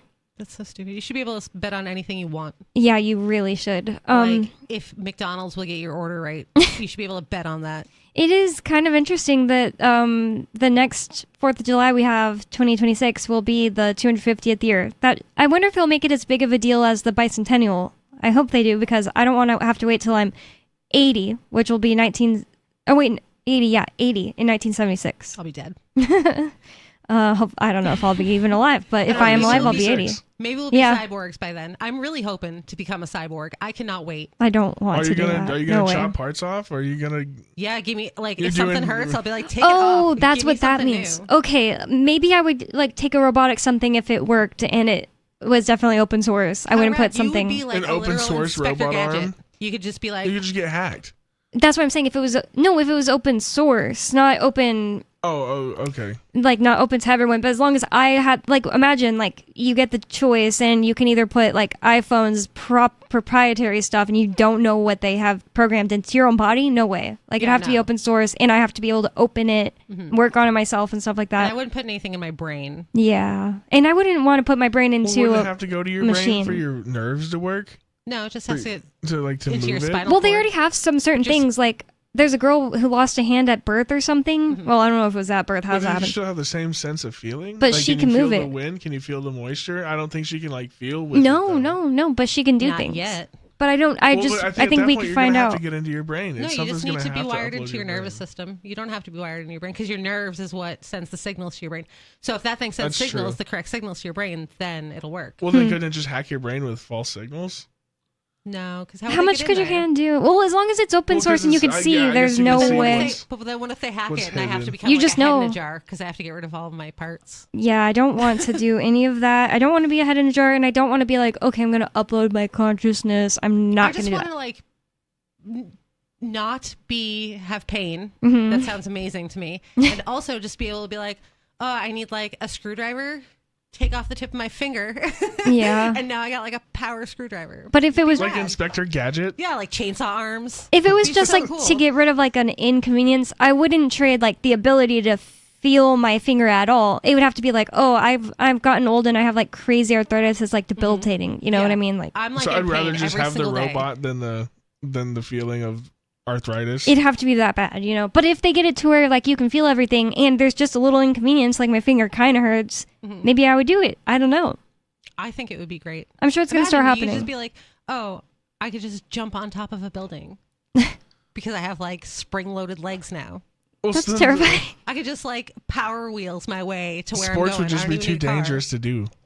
You couldn't. No, like, because if you just have cyborg leagues, yeah, that I would guess be you so know, cool. Yeah, You just sign a until waiver. Somebody like runs so fast, he just runs through somebody. Signed a waiver. Speaking of like I super would watch dangerous, bloody sports, let's have one at the White House. Cyborg football game at the White House. That's Super Bowl 2075. 2085. Yeah. Yeah. Super Bowl 2076. Trump's gonna have to spend $500,000 on hot dogs for the event. Pizzagate reference. There's actually a caller on the line, so I want to see what they have on their mind, and we'll get back into this UFC fight at the White House story. Insane. Can't believe I'm saying it. Unscreened caller, you're on Free Talk Live. What's on your mind? JR, what's going on? This is, I don't know why he decided to be called JR, but this is formerly known, the caller formerly known as David. So you're not dead, you're alive. Yeah, we were just contemplating. Well, I don't know about the live thing, but yeah, I mean, if Mr. Freeman can go from Berman to Freeman or what, I forget what he was. But Vermin? I can go from, well, what was it? It wasn't No, Berman, it was, you're making me forget because you said Vermin. Bernard, thank you. Yeah, it was never my last name, so it's not like. Yeah, see, I was close. And, you know what that... Don't dead name me, bro. Huh? What? Don't dead name me, bro. That's woke, Bonnie. Don't be woke. Did I dead name you? Oh, wait, no, yeah, it wasn't my last name. Yeah, no, I didn't dead name you. I did name Arya one time, but he deserved it. Really? Yeah, he was being one of them donkey things that Ian would get mad if you say the word that everybody calls it, like in the Bible. Yeah, we'd all get mad. I'd have to dump you. Well, Ian would, but since Ian is where he belongs, I guess I can say it. You know, like he was being an ass. Why is JR so mean? What the heck? You don't think that? Because he didn't even get a whole name. You were complaining earlier about people being rude and disrespectful, so I thought I'd give it a shot. Okay, yeah. Yeah. Yeah, but I can just tell you're faking it. I ain't faking it. I really am rude and disrespectful and mean and all that stuff. That's after we were worried about you, too. Yeah, seriously, I looked up David... Oh, wait, I won't say your last name. I don't know if you say it on the... David Olson, O-L-S-O-N. Okay, there we go. Self-doc. Wait, who's that? I thought you're JR. Well, no, you were talking about David Olson. I'm JR, but David Olson is David Olson. Yeah, I looked up David Olson, quotation marks, New Mexico, to see if an obituary would pop up or something. Why were you doing all that? Because you haven't called in a while. Well, also, like, then there was Pork Fest. You haven't been there in a while. Yeah, well, there's... but even before that... See how women are, man? You take off 1 week, and then they go on vacation for 2, and then they're like... You've been gone for 3 weeks. Well, I can't do math. Me in 3 weeks. Because I was on vacation for 2, and you didn't call me for 1 after that. You didn't call me, David. Oh, I'm sorry, Bonnie. I was busy. I was busy in Shrewsbury, Bonnie. Oh yeah, that's famously the best park in the world. I mean, what's it called? Not Carnival. No, Bonnie. Shrewsbury, the best 14-year-old tail in the nation. Can you imagine if David and Turd linked up somewhere and hung out? That, if all of them and Sarah... What, like a bowling alley? Where is that? Where do 12-year-olds That should be the UFC fight. Get all of our now? callers together. Oh my God, it'd be scary. Right here. We'd all get arrested. Right here in Keene. Hosted in the studio. Local burger. No. Oh my God. Yep, anybody can come to Social Sunday. Huh? What? Well, I said anybody can come to Social Sunday. What if like David from New Mexico, Sarah from New Mexico go there and fall in love? That couldn't happen. She had her chance. They actually met in real life. Actually, we didn't meet. I knew who she was, but she didn't. I wasn't about to let her know who I was. Oh, so you saw her from afar. She had her chance, which means that no, Sarah I saw her rejected from 10 David. feet away. What? You said she had her chance, which means that she rejected you. Yeah, that's right. I saw her from 10 feet away, and I wouldn't touch her with my 10-foot pole. Is she like 5 feet tall? That's what I imagine, or less. Yeah, she petite. That's what I imagine. So, what's on your mind, JR? That robotic finger of yours that you were talking about. You know what you could do with a robotic finger all day long? Lots of stuff. Lots of stuff. Mm-hmm. That's right. That's right. You I hope you weren't letting your kinky little imaginations run wild. Ew, no. I thought she was just copying you because you always say lots of stuff when I ask what's on your mind. Lots of stuff. Oh yeah, well, lots of stuff. I mean, well, duh, that's the default. You know, anything that you could imagine. Faster dishwashing. Yeah, faster dishwashing. That's right. Digging like a mole. Faster dishwashing. Yeah, you get like a little brush attachment for your Oh, finger, my God. like a Dremel, and that you got different attachments for different jobs. You could get little propane tank bracelets and have like creme brulee. Like torches. Finger guns. Like just today, I wanted to screw something into the ceiling. I couldn't do it with my hand. I've seen people do it with their hands, where it's like a little screw and it's a screw and a hook, and it's trying to put it into the ceiling. Screw? I've seen Ian do it with his hand, and I just couldn't do it. So like if I had a fake finger, you do it all right. maybe you I were could. there. What? I just whatever. Whatever you said. Yeah, that's right. Whatever. Would you become a cyborg, David? Only if it worked. Yeah, I'm not going to be the first one to do it. That's insanity. I'm going to let other people do that first. Hopefully Elon tests his Neuralink on himself. Don't people already have the Neuralink injected into their brains? I guess so, yeah. I still hope he tests it on himself. Maybe he did, and that's why he's like all... Oh, yeah, there was somebody that called in. It was a caller that I don't know his name because he's like a one-time caller, and he said... Oh, wait, no. It was Footloose. Footloose was on the show, and he said that he thinks the reason Elon had the black eye is they forced him to take the Neuralink. I still don't really get that. Not really following. Why does it give him a black eye? Why was he forced to take his own? Down and like beat him up, so he'd have to take it. Maybe that. Maybe the injection site caused bruising. Like maybe they gotta inject it like into the eye, like a for your nasal passages. Yeah, so like a lobotomy. Yeah. That's creepy. I don't know where they put it. Me either. I think have it's no like idea. in your brainstem. Oh, like here? Yeah. Neck area? Where they cut me open. Yeah. Back in MK Ultra. I'm probably just, have like one of those phrases. What are they called? Oh, yeah, like say something in Russian. A code word, and then it makes you kill people or something. Yeah, a phrase. Yep. I don't remember what the activation code word. Phrase. Yeah. Any of that. That'd be awful. Is there seriously anything on your mind today? Yeah. Just, Derek Gatto. Tell this Derek Gatto guy to suck it. Who's that? Derek Gatto XX. He knows who he is. I seriously don't know who you're talking about. Me neither. No, but I do, and so does he. Derek knows it. Okay. It, Derek. So he's going to hear you on the air. Is that what it is? He's listening. He's listening to you right now, Bonnie. Okay. All right. Well, I'm not going to tell him that. I don't know this guy. You don't have to, because I just did. Okay. Yeah.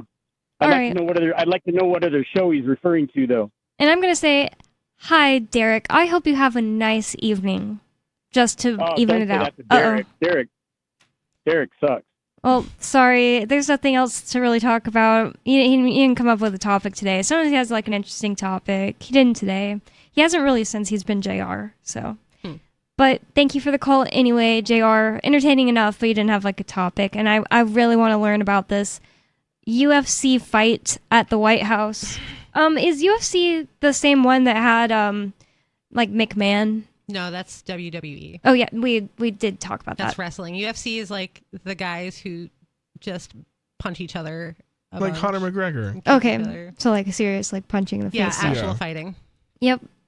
Ultimate Fighting Championship. I was gonna say because like I've seen the whole multiple part thing clipped together on YouTube of Trump like arguing with McMahon. It was just as real as his argument with Elon Musk, probably. Shaved Vince's head and stuff. Yeah, that whole thing. That would be so entertaining if that's going on at the White House. Legendary run. Even if you never ran for president, that was such a legendary run on television.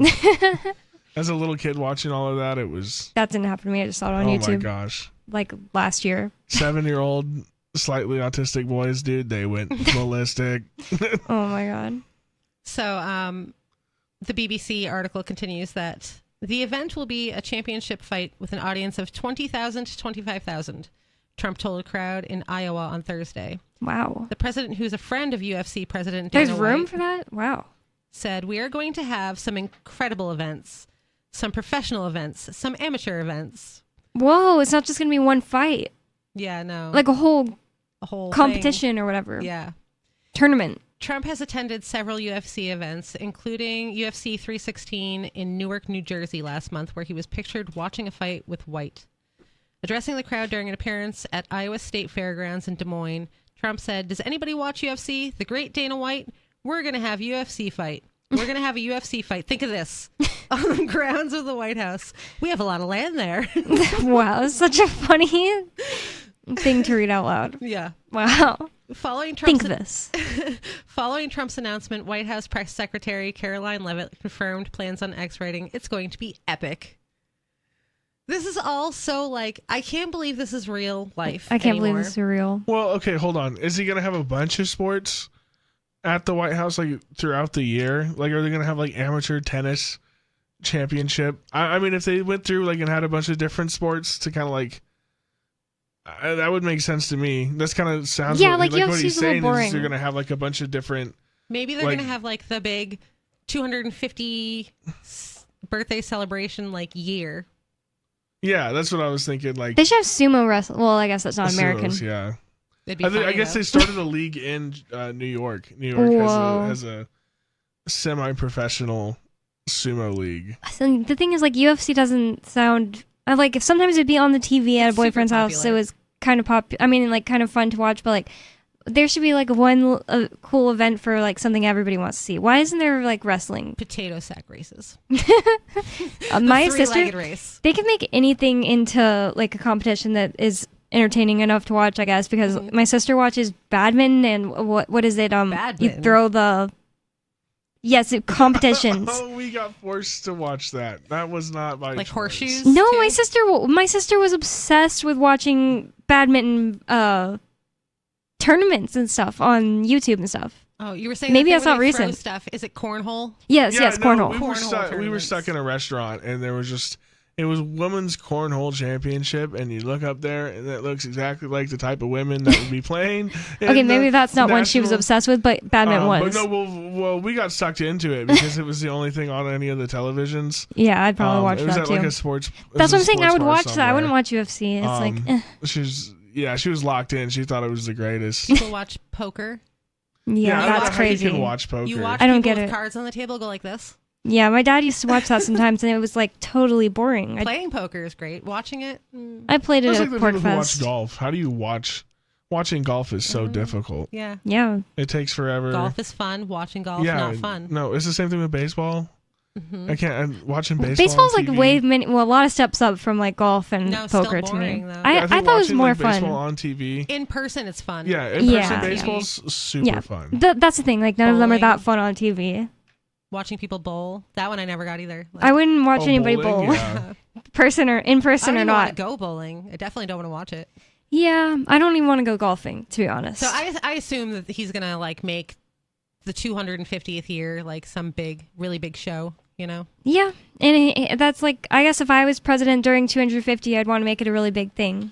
Yeah, okay. Just burning more taxpayer money. It says Trump suggested the UFC event would be one of many to mark the 250th anniversary of American independence on 4th of July next year. He said, "Every one of our national parks, battlefields, and historic sites are going to have special events in honor of America 250. America 250 is already I want to go branded. to Valley Forge or Gettysburg or something. They're going to have like recreated, you have like cinematic experiences. Whoa. I mean, like Boston's right there.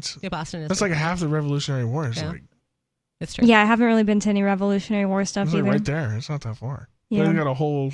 I think it's like a. Let's do all of history and have like the witch burnings and Yeah, go all the way back. Go all the way back. More weight. Giles Corey, that's my man, main man right there. Shout out Giles Corey. Who's that? He was the guy at the Salem witch trials.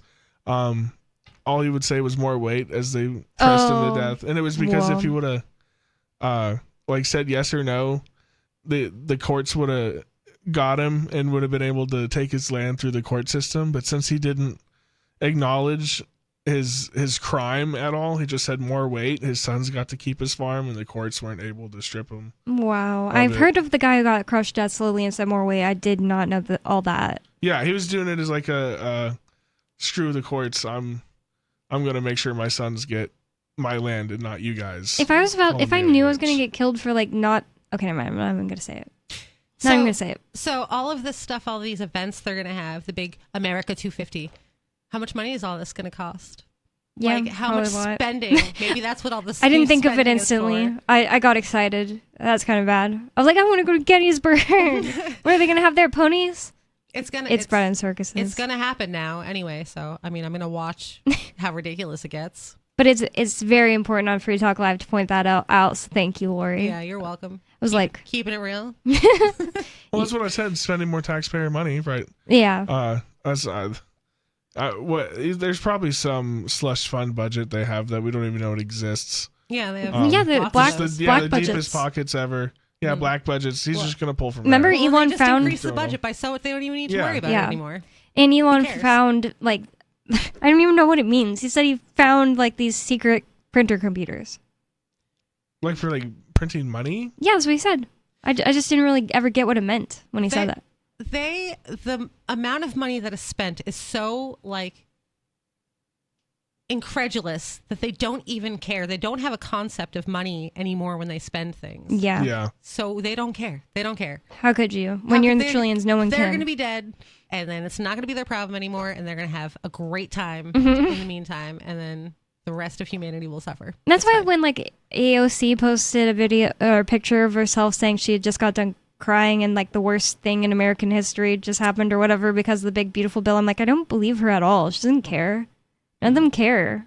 She cried. She lied about whatever happened to her on January 6th. Mm-hmm. She's a liar and a crier and a poser. Yeah. Did you see they just found her? Oh yeah, she pretended to be being arrested. Do you remember that? They just found her yearbook photo from some upstate fancy high school when she claimed to be from the Bronx. Right. She moved from the Bronx when she was like 5. Yeah.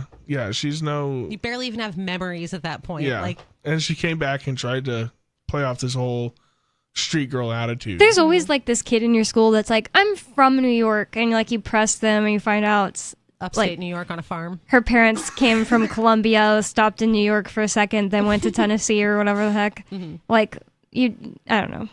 There's always somebody trying to lie about where they're from. It's actually somewhere I'm from cooler. New York, and it's like the border right next to Vermont. There was literally a girl in my school in San Antonio that like it was just like that. Her parents came from Columbia, stopped in New York City on the way in, and went to school. She went to school with me in San Antonio, so her parents moved there. And she would always say like, "That's why I say coffee, like coffee." Like she made that up, and everybody knew it was a lie. It's like funny. People would tell her like, "You're lying." She like had to double down. That's AOC, I guess. I hope she thought it was funny when she did it and wasn't like genuinely deluded. I hope she just thought it was funny. I can get behind that kind of stuff. Well, I think she's genuinely deluded though. Yeah, that's unfortunate though. And she tried to lie to believe people. She thinks it's funny. She pulled AOC grabbed power by lying to people. AOC, yeah, I was talking about the kid in your school. Oh yeah, no, I think AOC is just a liar. Yep. For her benefit. Yeah.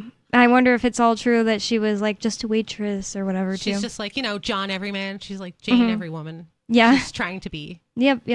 And just trying to be like poor to like appeal to poor. That's what all the South American dictators do. Yeah. They're like, I'm one of you guys. I'm relatable. I have a really nice house and tons of money and like don't have to worry about anything. So relatable. I mean, they fall for Bernie Sanders, and he is a white straight man with multiple mansions, and they fall for it. So I don't even know if you can blame the politicians when it's the leftists as bad. Okay, it's been Free Talk Live. You can go to freetalklive.com for more. We'll be live again tomorrow at the same time. Thanks for listening. freetalklive.com, and peace.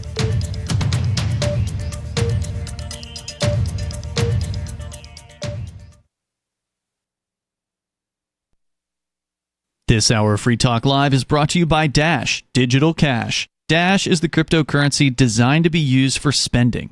Rising fees have made Bitcoin useless for purchases, but Dash continues to have fees less than 1 cent per transaction, and its features ensure Dash is undefeated as the most useful cryptocurrency in the marketplace. From a technical standpoint, Dash transactions are irreversible, and its network is protected from 51% attacks by their Chainlocks technology. There's no need to wait for a confirmation before considering a Dash transaction complete, so it's great for merchants.